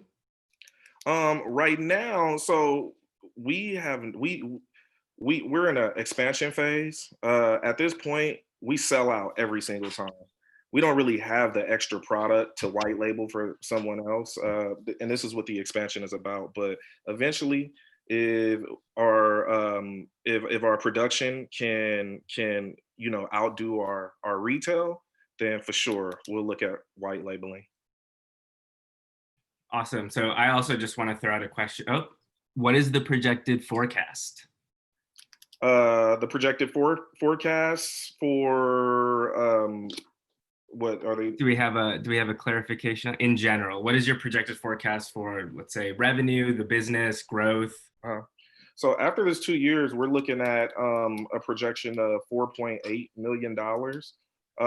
And that's just to complete this phase that we're in now. Once we move forward to the vineyard model, we can secure a space, a location where we do events. We're looking at about a 15 to $20 million evaluation. Awesome. And what does an investor get as a return for investing in your business? So they would get equity based on a convertible note. Yeah, they would get equity in a company. As of right now, we're asking for the convertible note because on the 3-year maturity date, we would like to allow that money to mature. But I could guarantee you what you would see is your dollar maturing, you know, within the first year. Awesome. And another question. So first, a comment. I want to commend you for giving back to the local communities in forms of cleanup and just everything that you're doing. Are you open to future collaborations that are community-based? We love collaborations. That's kind of what we're based off of is, you know, like with Red Bay Coffee and Javon Traw, we thrive on that. We look for collaboration. So the answer is yes. Awesome. Well, thank you so much. If there are no other questions in the chat, thank you, Carlton. I'd like to invite our next speaker, the Posh. Hi, everyone. My name is Reese Benton. I am, just like Carlton, was affected a lot by the war on drugs. My whole immediate family was wiped out by the war on drugs, including a set of my grandparents, and also my mom. And my dad has been incarcerated for more than 90% of his life because of systematic hang-ups in the system. He's currently in prison now doing a 25-year term for marijuana and other drugs. I'm the founder and CEO of Posh Green. We currently hold 2 active licenses. One is a delivery service that is on market, and the second is a retail dispensary that is in the shipyard, and it also has a delivery license attached to that, as well as a retail, and is operating in San Francisco. I'm the first woman of color to be independently owned and sole owner of a retail space and also a delivery service. I will be pitching the next installment of the Posh Green brand, the Posh Cannabis Dispensary Lounge and Boutique Hotel. 1 second.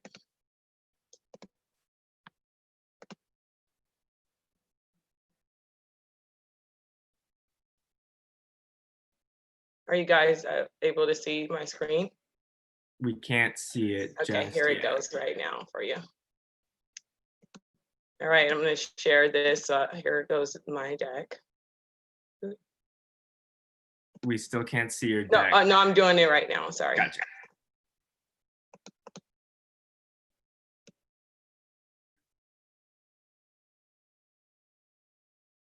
All right, guys. Awesome. Thank you. Go for it. All right. So the Posh, it's a social cannabis, a cannabis dispensary social lounge with boutique hotel. The problem for the 26.2 million tourists that visited San Francisco in 2019, the city lacked dedicated social space to connect directly with other cannabis consumers. Many users prefer to remain private and would like to place a place where they can feel comfortable and be able to communicate and socialize with other users without being outed or feel less than. Like a lot of people in the people that are not cannabis friendly look down on people. So many users remain. Sorry, I'm so nervous. Many users prefer to remain private and would like to place where they can feel comfortable and peacefully consume in social settings. Unfortunately, most dispensaries have no consumption lounge. There are also, there we go.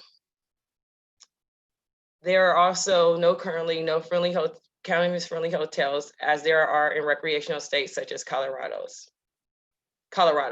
Given the expected lasting effect of COVID, consumers are going to be even more involved and need a space of more exclusive venues where they can depend on both quality and cleanliness of both products and environment.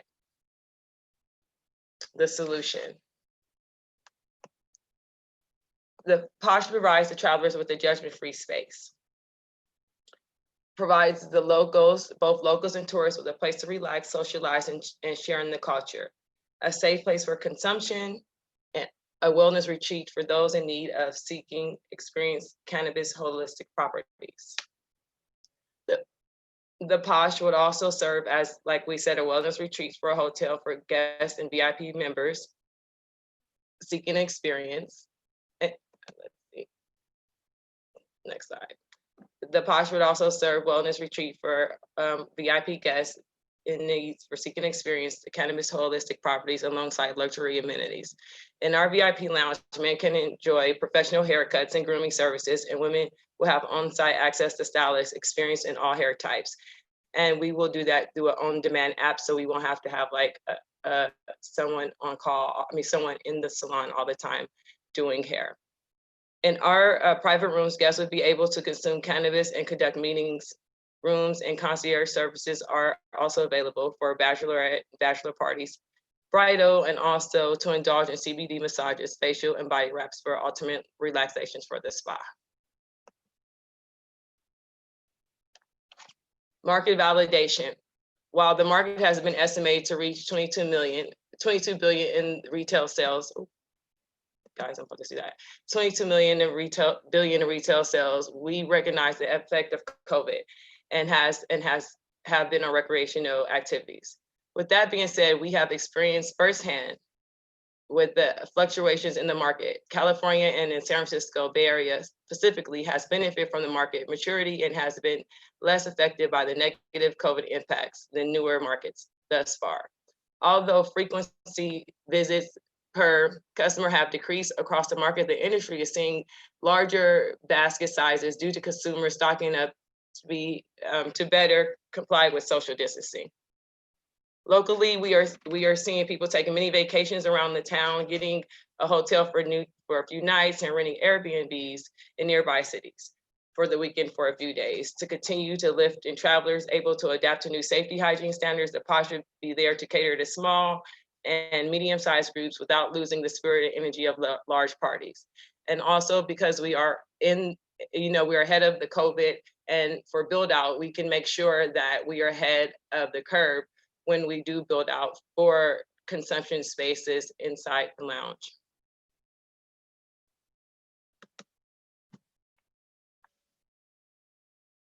Business model. So as you see for the numbers, 10 million Posh Green share of the market for cannabis retail sales, 1.5 for branded items, flower, pre-rolls, apparel, etc. Delivery, because we will have a delivery license included in this, and then our 12-month projection is around 12.3 million. The average cannabis club in San Francisco makes around 18 million on the high end and about 7 on the low end. Our room maximum 16 room hotel.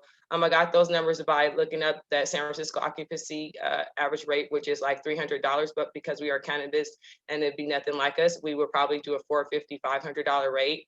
And I did that times 7 days a week, times of course 52 weeks in a year. And I expect us to reach full capacity because it's nothing like us, and we will be booked out, I'm sure, for months at a time. The event space, rental space, the salon, spa services, and membership, we projected to make over 12 million. So this is some of the products that we are going to have, being that cookies is one of the only big brands that are going nationwide. I'm a female, I'm a woman. We want to have our brand to be biggest cookies, but in a woman and in a more upscale way. And so these are some of the products that we are working on. I launched a CBD line last year. We've done some sales in it, but we haven't been able to really focus on it like I would like to do. And so that would be part of the Posh brand. We want consumers to know us all over the world before we actually launch in different places to expand. And so this is a way to get to the consumer without the consumer being in San Francisco. Our competition. Our competition. In San Francisco, we have a lot of places where people can consume: Urban Farm, Barbary Coast, Vapor Room, Mo Greens, Bloom Room, Spark, and Urbana. Only people that have a private room is Mo Greens. And as you can see at the top, we will have private rooms, a delivery, women owned, and we're equity. The access 2.5 million, the give is 30% stake in the Posh. The real estate, this is the breakdown of what the monies would be used for. And it would be used for real estate, staffing, interior design, business equipment and software, capital requirements, wholesale products, professional service, security and surveillance system, marketing, advertising, licensing, applications and permits. And with that being said, as being an equity partner applicant and being in the equity business, people have to put equity products on the shelf. So as we build a brand, other places and other dispensaries have to acknowledge an equity brand. So that's something that also would bring in more revenue. And so I'm Reese, the CEO and founder. This is my team. I am the CEO and founder. And it currently consists of me, myself, and I am a San Francisco native and run a successful cannabis business since 2017 under Prop 215 in the recreational market since 2018. Prior to cannabis, I was a licensed cosmetologist with a client portfolio in Silicon Valley, many of whom became my first customers when I started my delivery business. I also worked for the Department of Public Health. I consulted in the creation of San Francisco Cannabis Equity Program, and I'm currently sit on the San Francisco COVID Economic Task Force for the mayor, which I was appointed to about a month ago. I serve as founder and CEO of Posh Green Brand. We also have Tiana Long, who leads the business development for Posh Green Brands. Her background is in finance, public policy, and urban development. She has worked with various aspects in the cannabis space since 2016 and with Posh Green since January 2018. She also is on the oversight committee for the Oakland cannabis sector there also. She holds a real estate license in multiple states that allows Posh Green to be able to grow with opportunities. And we also have a dispensary operations specialist for our retail stores that we will utilize to set up the Posh. And that brings us to an end. Any questions? Awesome, thank you so much. So if people can start sending questions into the Zoom chat for me to ask, that would be hugely appreciated. In the meantime, I'd love to hear, Reese, just a little bit about how like you have a delivery service as well, correct? Correct. Yeah, and so how's that been throughout the whole COVID shelter in place? Well, last year I shut the delivery service down last May to focus on getting kind of Posh Green retail store started. As you know, we had a lot of ups and downs, and it was granted the first injunction. Now it's not even a grant. I ran into the first injunction put on the cannabis business, and so we had to maneuver and fight through that, which we won the lawsuit or whatever it was. And so the injunction got off for us on April the 3rd. So that was a real big win for us, especially for the cannabis business, knowing that this is real and they will not stop us. And so I started delivery back up right in time for COVID. So I've only been delivering for like 2 months. It's been, it's picking up. Our average ticket has always been high because we have the Posh customer. I'm the only driver right now, and I'm doing everything and getting our new location up and running for opening next week on Tuesday. So it's a lot, and then the economic task force and things like that. So I'm just trying to, multitask all the projects and keep moving forward to make Posh a big brand. I was able early on to do a business with some Canadians, which was Counter Royalty, now Cresco Labs, and that's how I really got my start. They gave me a lot of shares in their company in 2019, which I was able to use to purchase everything. Posh Green is not in debt, under like 70 grand, because I invested all the money and I've been using money really wisely. So when we open next week, we don't have a lot of debt, which is great because I'll be able to capitalize on opening more stores with people and even a loan. Awesome. Are you creating an affiliate program for people that can potentially aid in delivery and cross promotion? We are looking to do that. In the future, we want to expand our delivery since we do have a statewide license. And with expanding that, we are working on adding also subscription boxes. Awesome. Thank you so much. Well, we're at time. So I really, really appreciate it. There might be a few more questions for you in the chat, so feel free to respond in there. But in the meantime, I'd like to introduce our next speaker. I'd like to invite Box PDX to share their screen, and you have the next 10 minutes.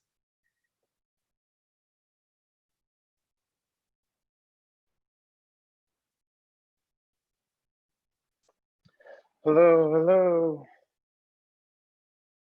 All right. Hi, I'm Adrian Wayman. I am the co-founder and CEO of Box, a premium curated cannabis subscription box club and on-demand delivery service.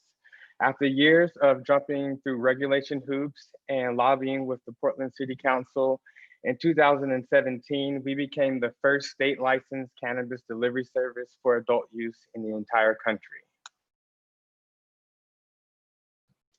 Meet Linda, a working mom of two. Between after-school events, a busy work and home life schedule, she's always on the go. There are millions of people like Linda who want to try cannabis, but don't have time to shop at dispensaries. They're very private about their cannabis use. They are not comfortable having public conversations with bud tenders, nor do they know how. That's why we created Box, a hassle-free way to try premium cannabis from reliable brands from the comfort of your home. Monthly, our members get a curated selection of premium flowers, edibles, topical, vape cartridges, accessories, and more, all handpicked and delivered to their home and personalized just for them.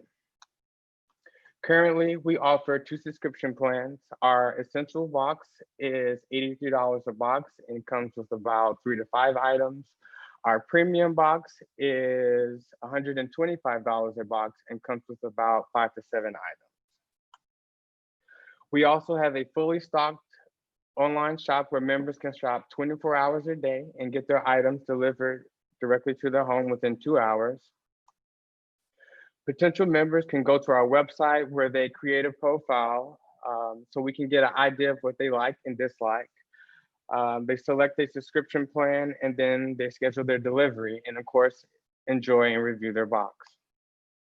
We currently have over 800 customers on our on-demand delivery platform and over 100 subscribers on our subscriber platform. And we've also been voted Portland's best cannabis delivery service 2 years in a row in Willamette Week's Reader's Digest.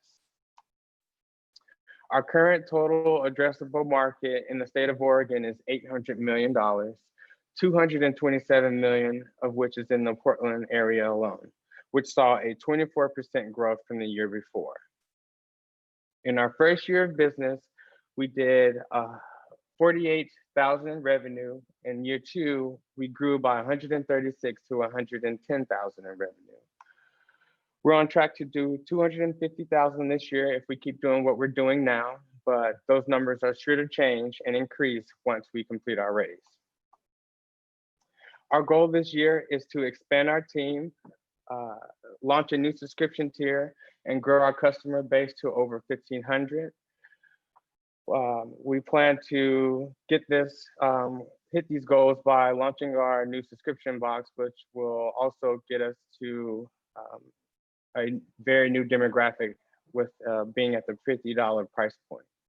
And in 2021, we plan to expand outside the city of Portland. It's no secret that the Oregon market is very competitive. There are over 200 retail shops in the Portland area alone, but everyone else, they're just selling weed. What mainly sets us apart from them is the experience that we provide.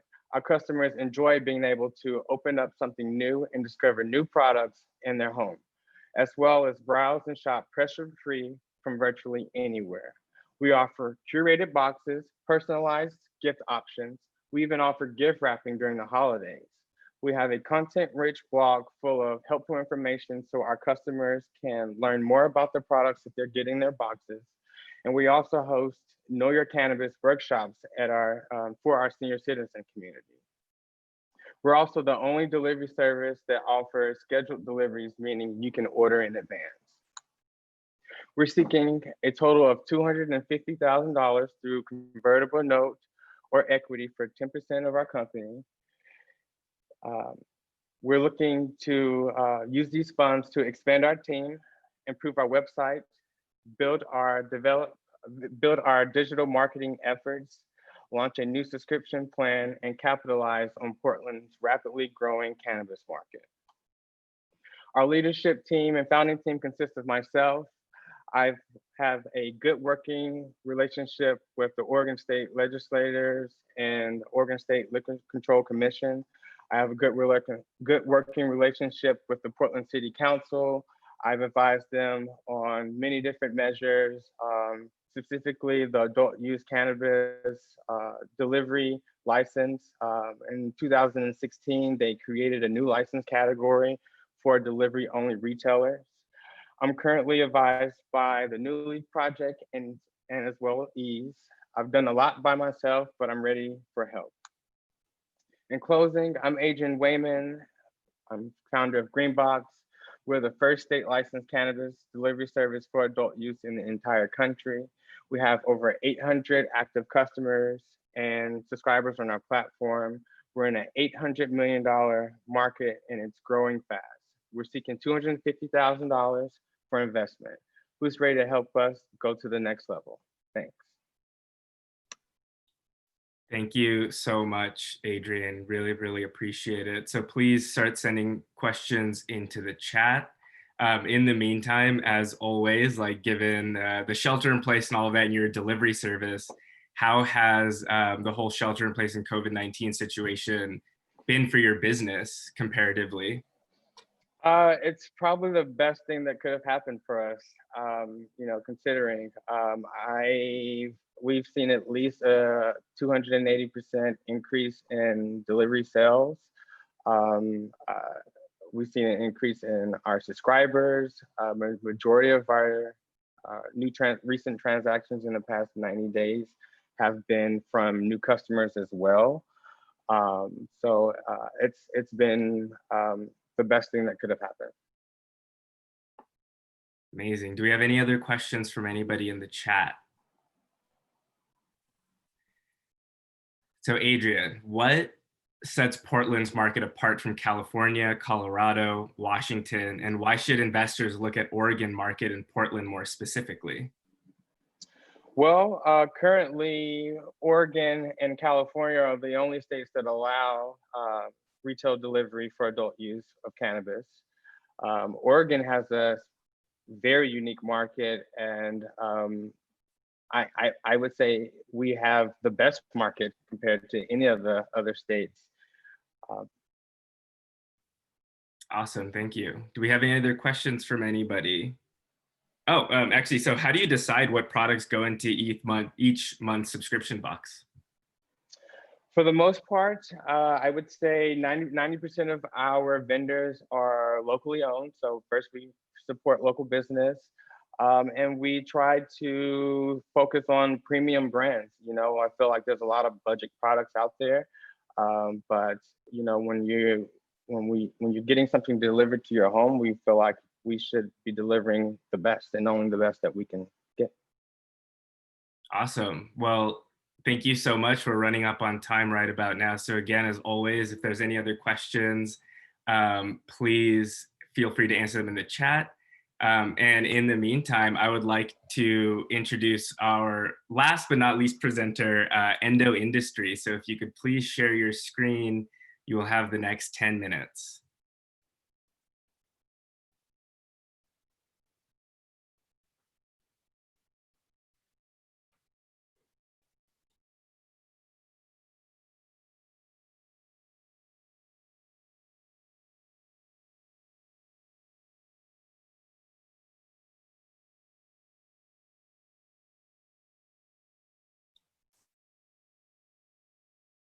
Hey, Nancy, are you there? Can you hear me?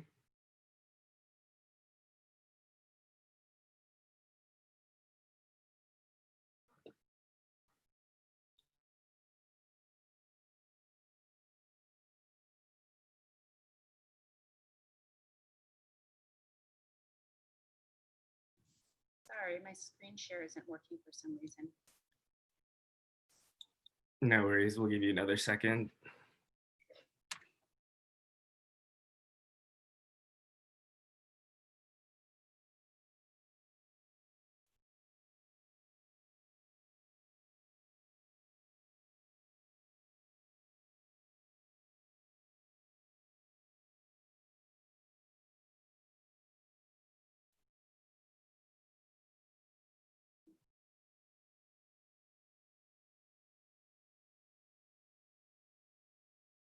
Okay, can you see my screen?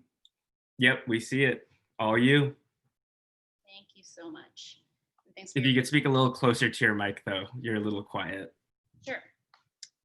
Thanks for taking the time, everyone. I'm Nancy Doe, and I'm the founder and CEO of Endo Industries, and also I'm a San Francisco equity applicant. I'm here today to explain how the strongest roots will build the most superior brands. Cannabis is not like any other industry. It's got soul and a deep-rooted history. I'm an 11-year cannabis legacy operator, meaning that I've lived through many highs, no pun intended, like intimately using plant medicine to better the lives of others and myself. But I've also experienced the lowest of the lows, like getting robbed, evicted, raided, and put in jail, not once, but twice. But I'm still here with a hell of a lot of heart and perseverance, because with all these years of experience, I know that what we're building is meaningful and will stand the test of time. So let's get to it. Cannabis companies have severe supply chain scaling inefficiencies, and this starts at the very first part of the supply chain, at the genetics. Growers are using unhealthy clones and are losing crops to pests and diseases every day. One bad crop could mean millions of dollars in losses. Then this also results in unreliable harvested material that set companies back who rely on growers to scale their product lines. And as a final result of a fragmented supply chain, the market is full of lackluster brands that are inconsistent and have no real story to tell. Endo is building a supply chain management solution the industry needs now. We do this first by supplying the healthiest clones to growers. Then we help companies build their product lines by procuring the best harvested material grown from our clones. And lastly, this powerful network allows us to build truly scalable, values-driven brands.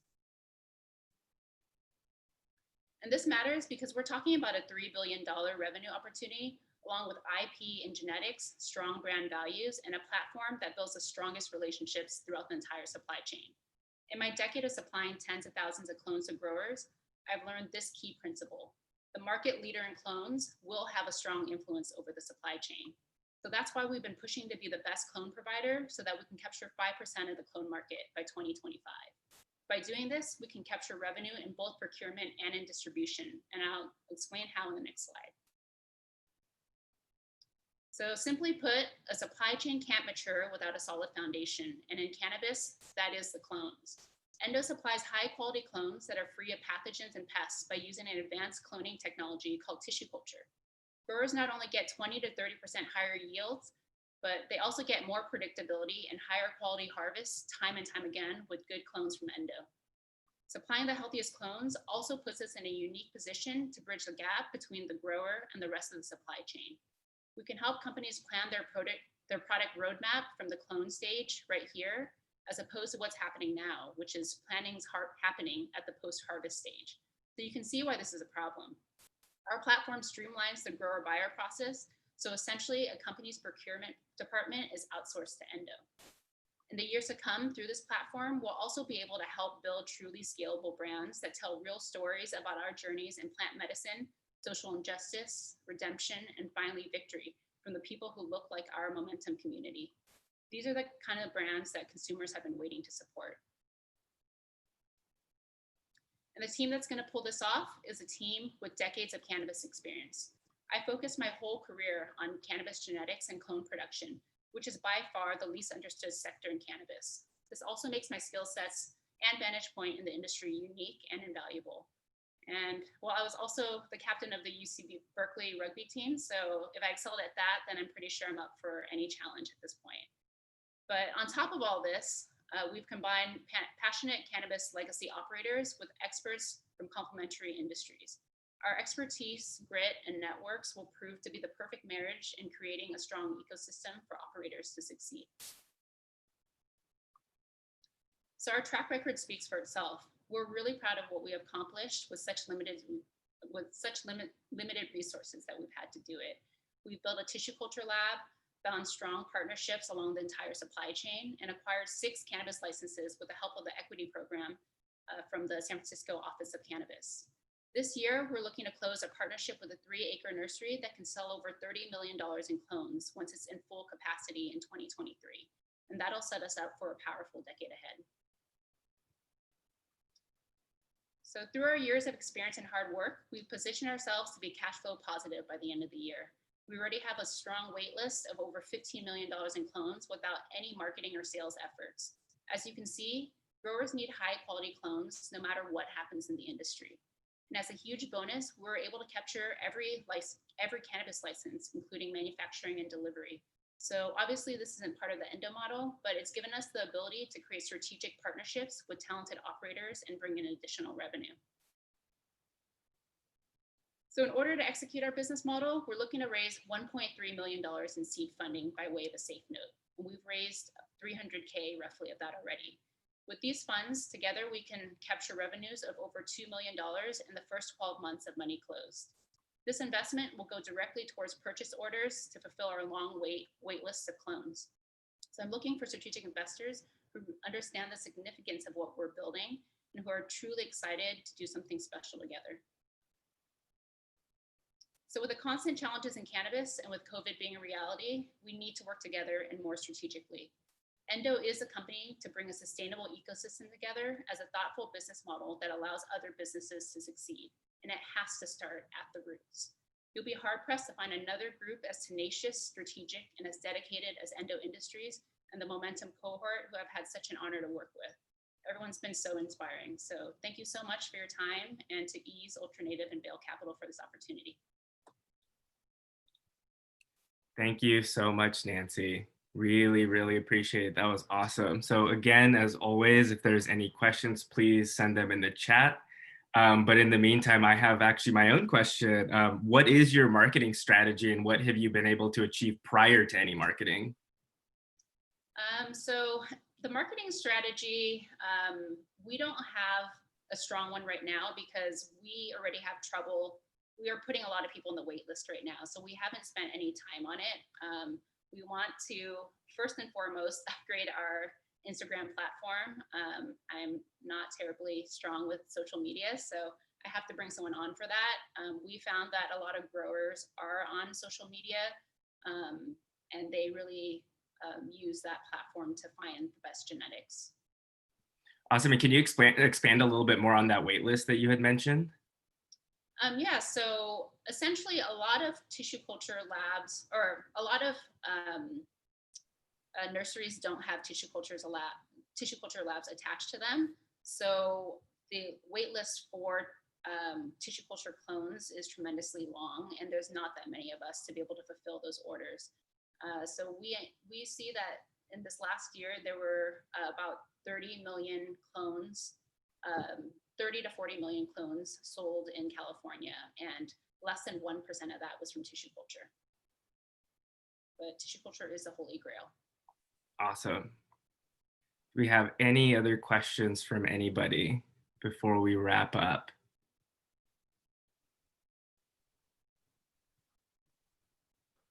Looks like that's it. Thank you so much, Nancy. Really, really appreciate it. And so just to wrap up, thank you and congratulations to all our presenters. Thank you to all the investors who participated, those of you who joined us on YouTube Live, and the cannabis community at large. Please make sure to check out our splash page to see the pitches again and get in touch with any of the businesses. So once again, that is easemomentum.ultranative.com. And I will make sure to distribute the splash page with the final recording afterwards. And also please feel free to email us at momentum@ease.com, and we are happy to connect you. With that said, thank you all for joining, and we will be wrapping up.